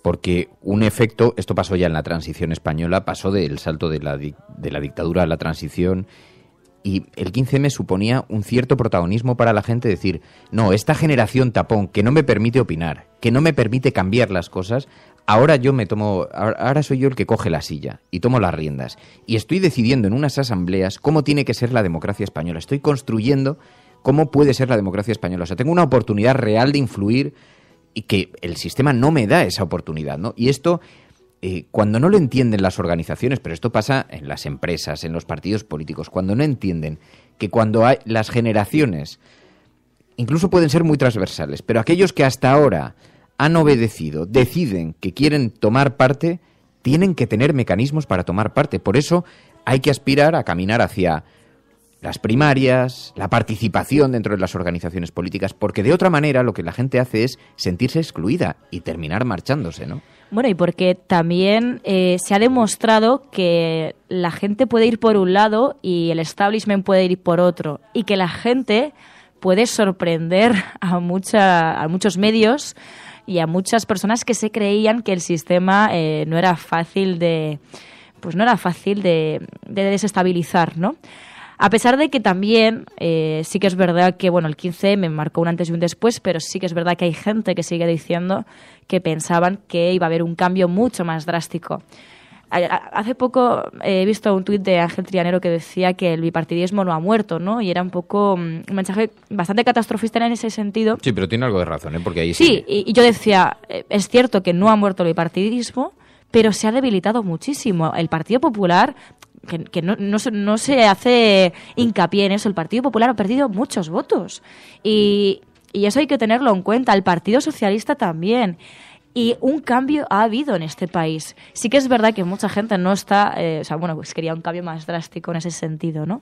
Pero sí que ha habido un cambio en este país y yo creo que dentro de unos años lo veremos muchísimo más. 627-002-002 es el WhatsApp del programa. Podéis enviar notas de audio y para participar en el análisis, ¿no? Dice Superfume, dice, no hay nada como un sueño para crear el futuro.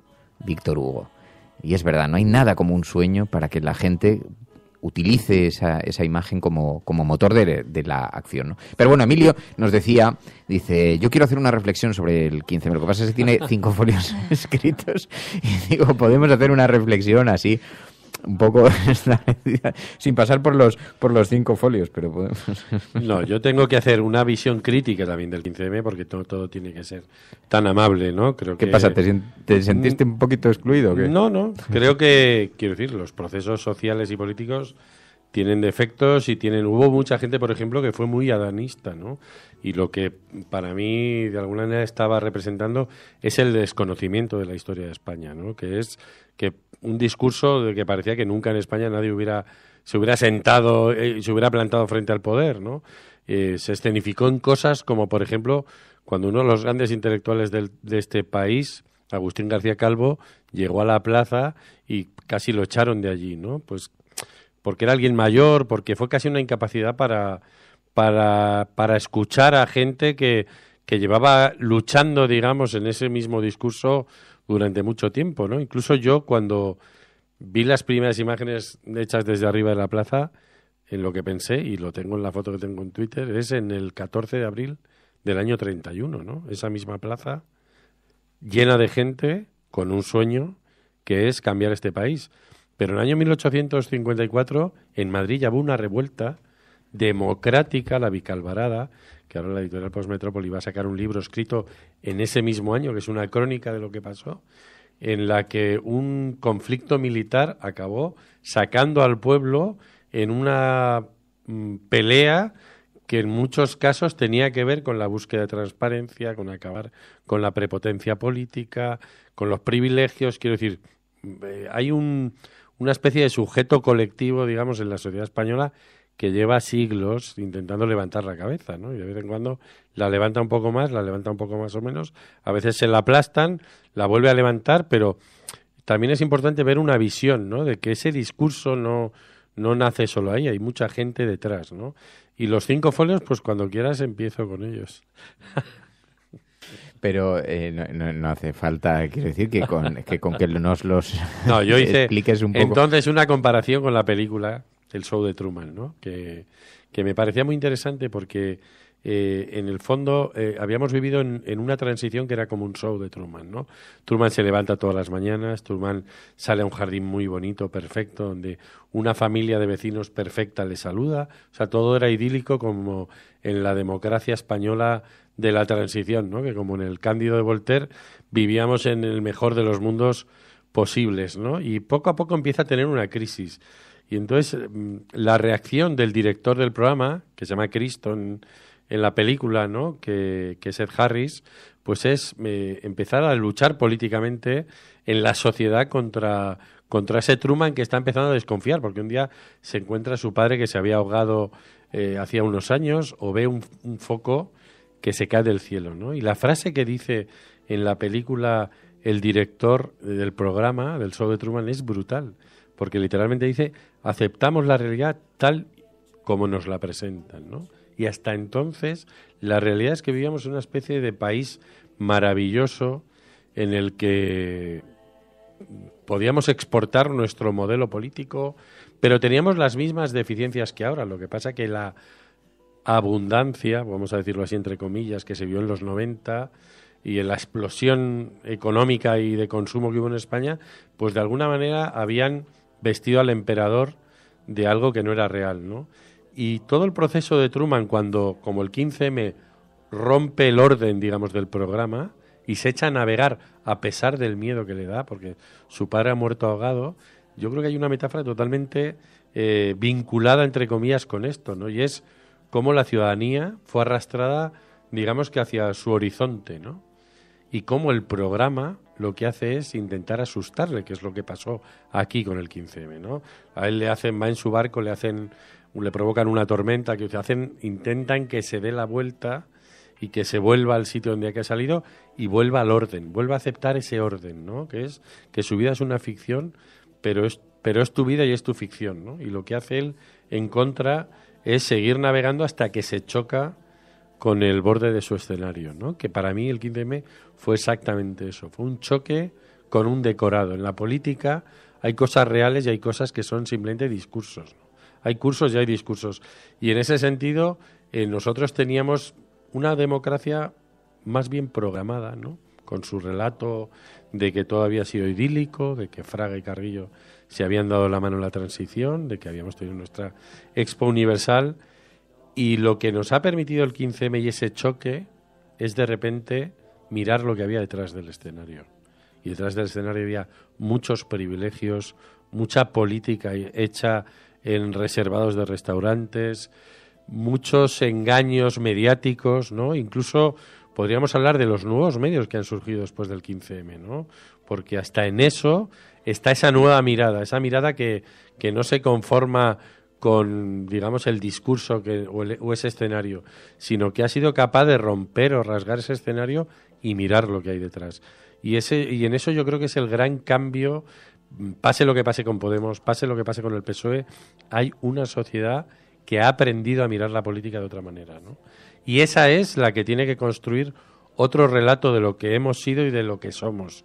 Y es algo que llegará en el cine, en la literatura, o sea, no solo en el Parlamento. O sea, eso se tiene que plasmar en el teatro, en muchas otras cosas, ¿no? Y si vemos muchos de los medios de comunicación en Internet, que ahora son igual más pujantes, pues han nacido después, ¿no? Cuando habíamos vivido también en un régimen de medios de comunicación que parecía intocable, ¿no? Nunca nadie iba a toser, solo hay que ver el poder que ha perdido, por ejemplo, el diario El País, ¿no? Parecía que eso iba a ser una cosa eterna.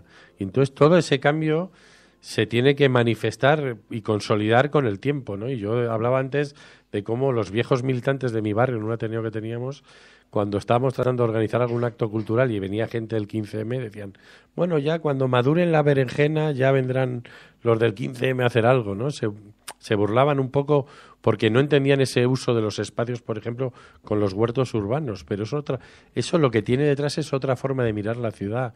No es que vayamos a vivir de lo que se cultiva en un trozo de parque, pero hemos establecido otra relación con la ciudad, ¿no?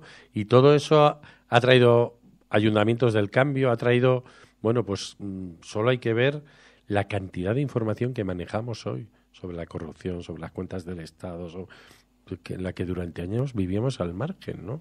Se ha generado una gran máquina de de producir información que antes no veíamos, ¿no? Y yo creo que eso, ahí está parte de lo que va a ser el cambio que realmente tiene que construir una sociedad diferente, ¿no? Y ahora mismo hay privilegios de los políticos que han sido normales durante 40 años, donde las tarjetas de crédito han quemado máquinas de restaurantes, etcétera, etcétera, y eso es algo ahora impensable, ¿no? Pues ha habido...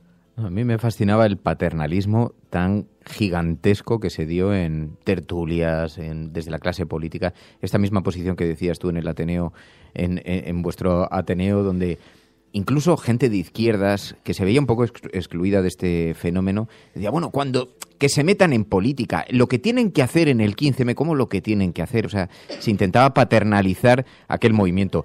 Y en aquello coincidían la izquierda y la derecha. Este audio que escuchábamos antes, María Dolores de Cospedal, ¿no? Yo no sé a quiénes representan otros, que también están en la calle. Pero efectivamente, si quieren representar a un grupo de población y a unos intereses determinados, o mejor dicho, a una forma de ver la sociedad y de estar en la sociedad, deberían participar del juego de la representación. Y esto lo decía la izquierda y la derecha. Por eso a mí me fascinó después, con el nacimiento de Podemos, cuando llegan al Congreso de los Diputados, no ya el nacimiento, no ya las europeas, sino la entrada en el Congreso de los Diputados. Yo tuve una tertulia entonces en Hora 25, donde se hablaba de las rastas, había algún tertuliano que decía, bueno, pero es que tienen que representar, ¿cómo van a representar así a la sociedad española? Porque eso es una minoría de la sociedad española, y no se daban cuenta que realmente era la manifestación, se estaba visibilizando la llegada de una parte de la ciudadanía que realmente había estado excluida y que llegaba y se instalaba en el propio Congreso de los Diputados, ¿no?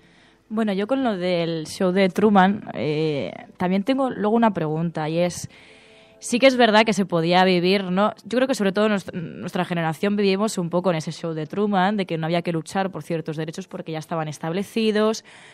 Y de hecho nuestros padres nos decían, no, es que nosotros hemos estado de huelga muchas veces, hemos perdido dinero por nuestros derechos, por conseguir lo que vosotros hoy tenéis, y sí que es verdad que no valoramos eso, pero sí que en eso el 15M tampoco despreció lo que habían conseguido nuestros padres, que era muchísimo, ¿no?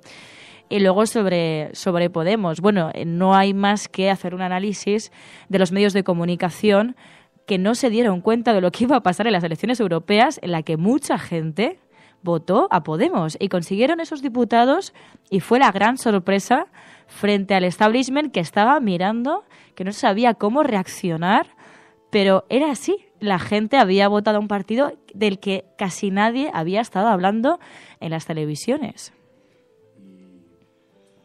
Y yo creo que hay otra cosa muy importante, que es el descubrimiento de que la política no la hacen solo los partidos. Quiero decir, en España la palabra politizar es absolutamente peyorativa, o se ha utilizado como tal cuando los sindicatos politizaban una huelga, o pues claro que la politizan, porque lo que les están exigiendo es algo a la política. Y quizá por la falta de partidos que hemos tenido durante 40 años, ha habido una centralización en lo que hacían los partidos políticos y un desenfoque de otros lugares, ¿no? Y hemos visto, por ejemplo, cómo la PA ha sido un actor político de primer orden, ¿no? Después de ese proceso del 15M. Y eso también ha sido como una especie de democratización de la política. Porque ya no solo depende de lo que está representado en el Parlamento, que está muy bien, por supuesto, elegir a tus representantes, ¿no? Pero el hecho de que tú te representes a ti mismo y que te actives políticamente, de que tú eres un actor político, estés donde estés, con el poder que tengas más grande o más pequeño, a través de las redes sociales o a través de colectivos, pero yo creo que también en esa politización de la sociedad también se ha construido algo fuera de los partidos, ¿no? Porque los partidos a veces negocian cosas al margen de la ciudadanía, pero siempre hemos estado mirando, y eso se ve muy bien en los medios de comunicación, que es la agenda de los partidos la que marca la agenda de los medios, ¿no? Y yo creo que en ese sentido también ha habido como una llegada de la política fuera del Parlamento mucho más importante, que no quiere decir que no hubiera actividad política fuera antes, pero ahora hay mucha más actividad política y más visible fuera de los parlamentos, ¿no? Eso también yo creo que es otro cambio en esa mirada. Pues en efecto, la agenda de los partidos políticos a veces introducida de lleno, impactando de lleno en la agenda de los medios de comunicación, es lo que se conoce como la agenda setting. Y por eso nosotros diferenciamos entre la agenda setting y la agenda de la cafetera. Viene de ahí. Y entonces viene de ahí. Y el audio que ponemos a continuación comienza desde el ruido, nace desde el ruido que generan los grandes medios, poco a poco se va transformando y se va convirtiendo en la agenda de la cafetera. From this day forward, it's going to be only America first. America first. Hemos hecho historia.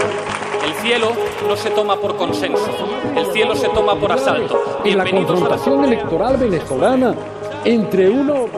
Yes, we can. Yes, we did. Bueno, yo creo en la democracia y por tanto yo creo... No, hombre, no era instructora. No, hombre, no, es que no tienes ni idea. El enemigo es Daesh, el terrorismo yihadista. Cuando nosotros decimos que vamos a bajar los impuestos todavía más que ahora, tenemos credibilidad. Más allá de la agenda setting, está la agenda de los oyentes de la cafetera. Buenos días, cafetera.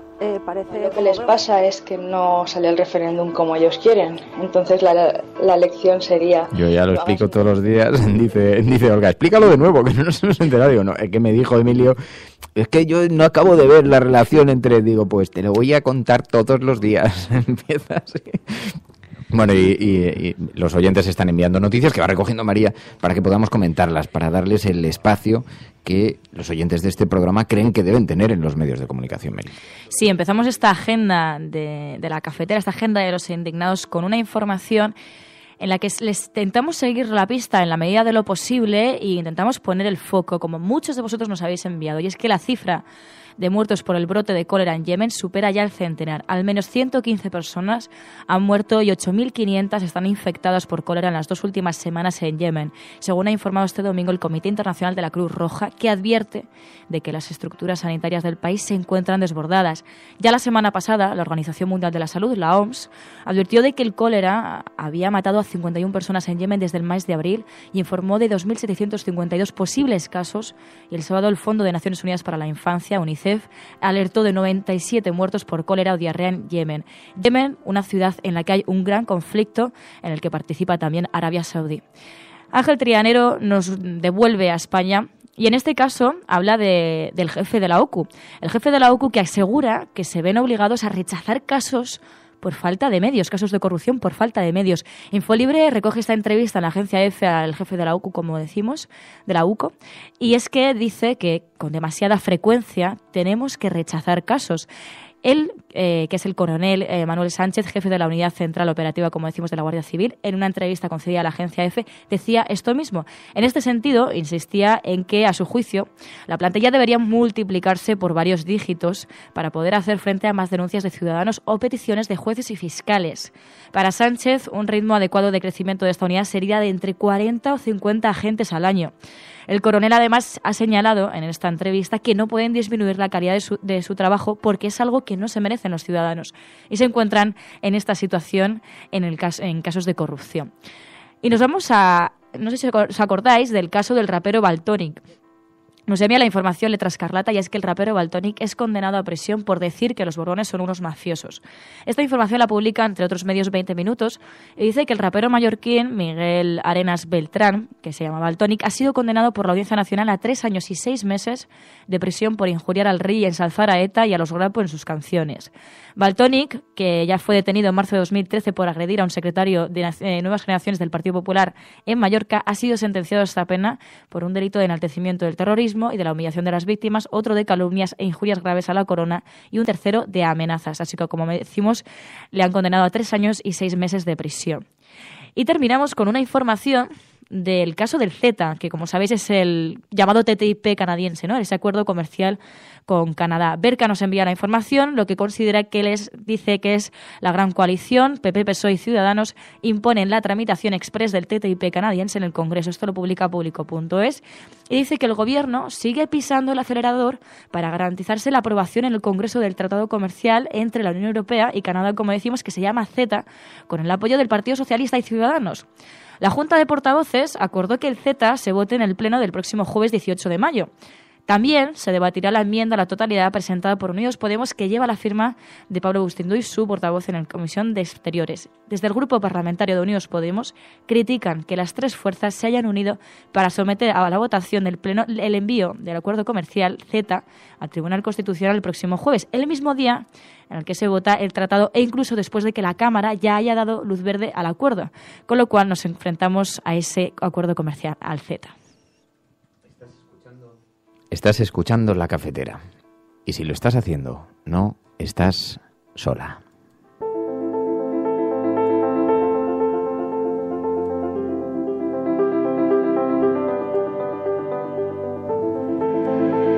Ahora ya has contado el cuento de 5 folios, aunque estaban diciendo que te grabases y lo enviases a un blog. Móntate un blog si quieres leer 5 folios.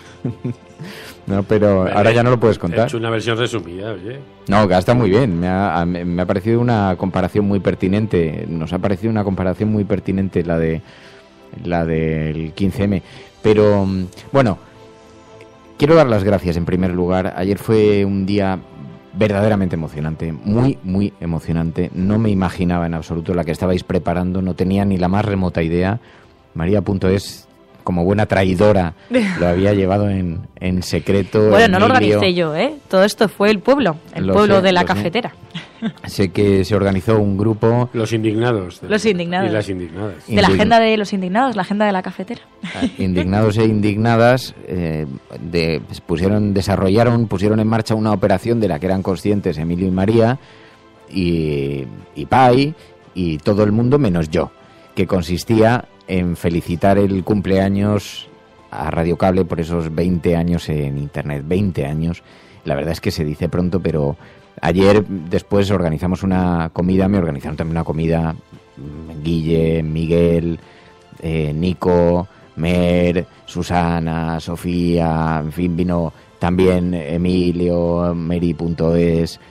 Bueno, fue un día súper agradable, súper bonito, de verdad, de corazón. Muchísimas gracias. No sé verbalizar, expresar la cantidad de emociones que vinieron ayer, que además llegaban en un momento muy oportuno, muy necesario.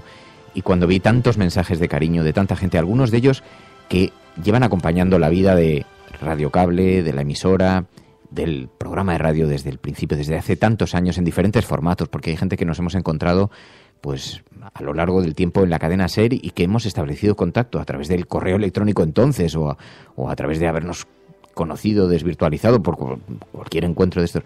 Gente desde los tiempos de televisión, de Canal C, y de pronto surgían algunos mensajes de verdad tan bonitos. Ahora quiero hacer un archivo y recopilar todos estos mensajes porque no quiero perderlos, porque es verdaderamente emotivo, ¿no? Pero qué día ayer cuando por la noche me senté en la cama y me puse a repasar todos los mensajes que habíais estado enviando. Solamente tengo palabras de verdad, de gratitud para toda esta gigantesca familia que se ha generado en torno al programa, que nos hace sentirnos tan protegidos y que nos hace sentirnos tan en casa.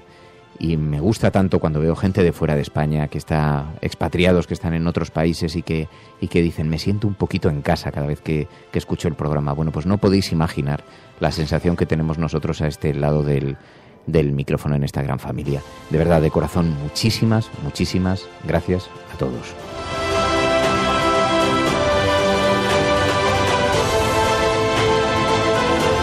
Y entonces yo que me estaba abriendo mi corazón, mi alma a la audiencia y se oye por ahí de fondo a Emilio diciendo, pero no vamos a hablar de Eurovisión. O sea, estoy yo aquí haciendo una operación quirúrgica, poniendo mis entrañas sobre la mesa de los sacos terreros y entonces, oye, para ser sincero voy a decir una cosa, no tengo ni la más remota idea de qué es lo que ha pasado con Eurovisión. He visto que había una gran revuelta, sé que hemos quedado en el último lugar y que hubo un gallo durante la actuación, porque eso es lo que han dicho los trending topic, y entonces todo mi conocimiento sobre Eurovisión ha sido esa. No he escuchado ni siquiera la canción, o sea, no tengo ni la más remota idea. Ahora, me surge una reflexión. En cualquier empresa del mundo, se llame Televisión Española, la BBC, se llame la tienda de limpieza del barrio de Lavapiés, en cualquier empresa del mundo tienes un fiasco que te gastas una multimillonada en enviar a un tipo a un concurso internacional, te expones ante todo el planeta y quedas en último lugar y tienen que rodar cabezas. Yo no entiendo, lo que me resulta absolutamente insólito es que no me cabe ninguna duda de que el mismo equipo que este año, que además cabe la posibilidad de que haya algún amigo entre ellos, pero sinceramente no me cabe ninguna duda de que el mismo equipo que ha conducido todo este tinglado este año lo va a conducir el año que viene. O sea, que aquí es como si no pasa nada. Total, hemos ido a Eurovisión, hemos quedado los últimos, hemos dado una imagen bochornosa. Nos hemos avergonzado un poco a nosotros mismos. Que no digo yo que Eurovisión me interese nada. La prueba está en que no tengo ni la más remota idea de qué ha ocurrido. Ahora, parece increíble que una cosa que tiene esa dimensión social, esa dimensión de gasto y ese tal, suceda sin pena ni gloria, sin que ocurra nada, y hemos quedado en el último lugar. En el último lugar. Es algo un poquito hardcore. Pero que tenga que estar yo hablando y tú te hagas el distraído cuando eres tú el que has sacado este tema, Emilia, o sea, encima me metes a mí en un rollo que no me interesa nada. ¿Sabes? Pensaba que María iba a hablar de Portugal. Bueno, aquí digamos que Portugal ha tenido una Eurovisión, ¿no? Primero ha protagonizado en la BBC una noticia, ¿no?, que hablaba sobre la recuperación que están teniendo, y es que han cambiado las políticas de austeridad por otro tipo de políticas y parece que de momento les está yendo bien. Sí que es verdad que hay que esperar y que no es una recuperación increíble, pero sí que muchos no se la esperaban. Y bueno, luego que ha ganado también Eurovisión todo junto, pues el de Portugal. Entonces tenía así un poco de... Vale, sí. Vale, que es que esta clave, digo, o sea, que me empujáis a... Te perdías la segunda clave. Me empujáis al terreno de Eurovisión, que no me interesa nada, que soy totalmente reticente a ese concurso musical y a esa estética y a ese mundo, y luego queréis hablar de Portugal, pero es que Portugal ganó Eurovisión. Sí. Vale. ¿Y qué tal estaba la canción a todo esto? O sea, ¿cómo era la cosa? Yo no la he escuchado, la verdad. Sí que escuché el... Emilio, ¿tú seguiste Eurovisión? El gallo. No, yo no seguí Eurovisión, pero sí he seguiste, seguido que el cantante que ganó Eurovisión salió en una rueda de prensa con una camiseta que hablaba del socorro a los refugiados, y que los responsables de Eurovisión se enfadaron bastante con él. Y la canción, una canción muy suavecita que casi se parecía un poco a lo que canta Caetano Veloso, ¿no? Una cosa así muy... Pero en portugués, una cosa muy tranquila. En cambio, pues España mandó un cantante acusado de enchufismo y es verdad, pero no sé, porque en estas cosas también a mí luego me da mucha pena alguien que se expone también a semejante pitote y oye, demasiado... Mira, quedar el último creo que es suficiente castigo público como para ahondar demasiado en la herida. Lo que tendría que tener es consecuencias. Yo... Sinceramente, no sé cuánto cuesta Eurovisión, pero debe costar muchísimo dinero por país, ¿no? Pero ¿vamos a ir a Portugal o no vamos a ir a Portugal? Porque esto era una excusa. Yo estoy abierta a ir a Portugal cuando queráis. El otro día hablé con Pilar del Río y entonces le dije, está ahí María muy insistente para que hagamos una escapada. La pesada de María. A Portugal, y no, porque además es verdad. No, porque había varios oyentes que es verdad que lo estaban diciendo, que el fenómeno de la política portuguesa oye, que le está yendo bien a una coalición de izquierdas y que ningún periódico esté destacando una sola línea sobre este asunto, llama la atención.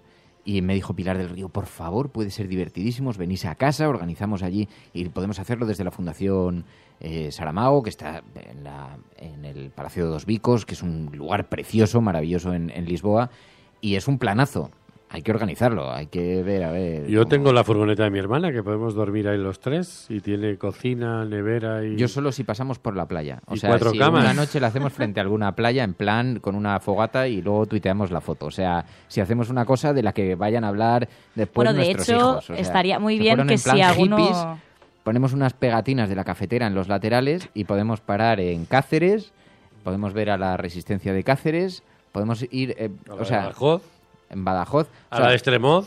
Podemos bajar... portugueses, tenemos oyentes portugueses, podemos pasar también por diferentes ciudades y ver a la Resistencia, ya que vamos de camino. Hay que hacer un recorrido y así hacemos una quedada. Y como sea divertido, lo prolongamos todo el verano y vamos de ciudad en ciudad.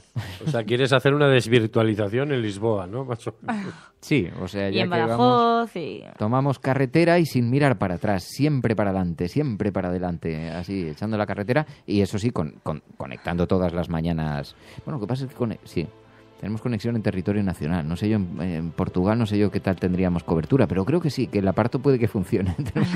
Tenemos un aparato clandestino que puede que sirva para eso. ¿Os estáis animando, no? Bueno, ¿qué? No veo a la audiencia muy... Dice, la Resistencia también quiere ir. Oye, pues si tenéis furgoneta con camas, podemos hacer una caravana, que eso ya sería una especie de Woodstock en movimiento, a lo grande. O sea, seguro que Fridonia se enrolla. Como les veamos que van a actuar en algún lado... Solo necesitamos una furgoneta con vaca para que toquen encima de la furgoneta en alguna carretera perdida, así en plan Ruta 66. En plan charanga, ¿no? ¿Pero cómo que charanga? Pero estamos hablando... Plan charanga, ¿será posible la aragonesa? Charanga. Creo que tus jefes del maestrazgo se van a enfadar. ¿Por? Pues porque quieren que esa furgoneta Mira, vaya... Chesco Trillo, yo tengo furgo. Digo, Sergius hombre, dice, va a ser el cafetera bus. El Berlin Bus, el Berlin Bus. El mundo, dice, jaja, me apunto. La de Rediós, o sea, puede ser la leche, o sea, una caravana de furgos para ir tomando las playas. Ya es una caravana de furgos. Pero es que en plan Woodstock, o sea, ¿y dónde vais? Hacia el infinito, hacia donde lleven las carreteras, atravesaremos desiertos, cruzaremos océanos. Sí. Esto será muchísimo más fuerte que la visita del Papa. Vamos a hacer... A lo mejor la caravana empieza con 3 furgonetas y termina con 3.000. Y vas a salir corriendo como Forrest Gump y de repente vas a mirar para atrás y hay 3.000 tíos corriendo detrás de ti. 3.000 tíos parando carreteras y... Oye, no creo, eso no es ilegal, ¿no? Hacer una expedición. Que coincidan unos cientos de furgonetas en el mismo momento en la misma carretera, pues es será una coincidencia. Sería sin organización ninguno. ¿Dónde íbamos a parar? ¿Dónde a dormir? En las playas, Mira, dice Mediterranean, yo puedo conseguir una roulotte súper grande. O sea, ya tenemos una roulotte gorda para hacer los conciertos encima. Esto puede ser un planazo de verano. Bueno. Y ahí va el Woodstock español caminando, surcando las carreteras, camino de Portugal. Hablarán de nosotros durante generaciones. Cuando hayamos muerto. Sí, señor. Yo creo que María tiene razón y creo que gracias, vivimos muy de espaldas a Portugal.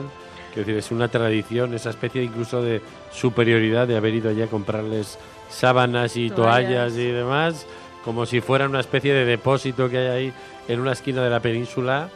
Pero realmente cuando los medios no quieren enseñarlos que hay otro modo de gestionar la crisis, ¿no? Pues es porque algo hay, que conocer. La sección de María debería hacerse desde allí y que ese día fuera la mayor no parte. Sola, ¿eh?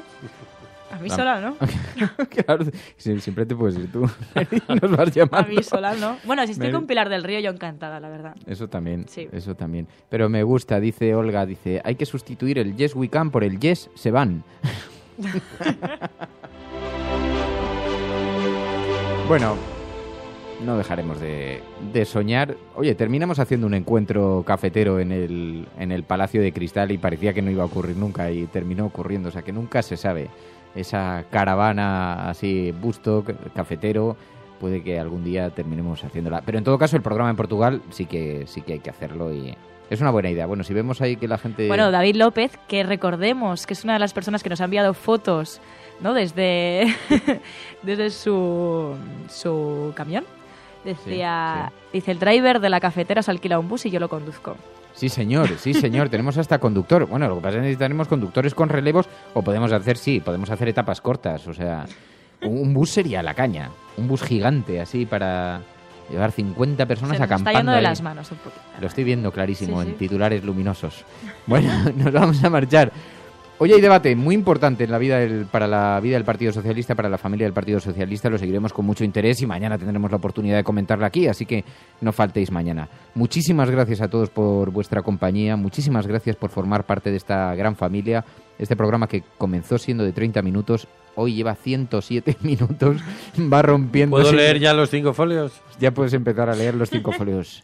Amigos, estáis escuchando La Cafetera, quedan 5 horas por delante, vamos ahora por folio. Así que, muchísimas gracias de verdad a todos por vuestra ayuda, por vuestro apoyo. Un abrazo muy especial a todos los mecenas, un abrazo muy especial a quienes se han incorporado como mecenas este fin de semana. Pablo, Enrique, Tomás, Cristina, Ignacio, Marta, de corazón, gracias por vuestra confianza, por hacer este proyecto posible. Y a todos los que formáis parte de esta gran familia, de verdad, muchísimas gracias. Muchísimas gracias. Un abrazo muy especial a todos los mecenas este fin de semana. Pablo, Enrique, Tomás, Cristina, Ignacio, Marta, de corazón, gracias por vuestra confianza, por hacer este proyecto posible. Y a todos los que formáis parte de esta gran familia, de verdad, Muchas gracias. Nos vamos. Mañana más. Estás escuchando La Cafetera. Si lo estás haciendo, eres la Resistencia. No estás sola. Adiós, adiós, Emilia. Adiós, María. Adiós a todos. Hasta mañana. Hasta mañana. La Cafetera es un programa de radio que se financia gracias a las aportaciones de los oyentes. Si te gusta el periodismo que defiende y sientes que te acompaña, hazte mecenas y ayúdanos. Infórmate en radiocable.com/mecenas.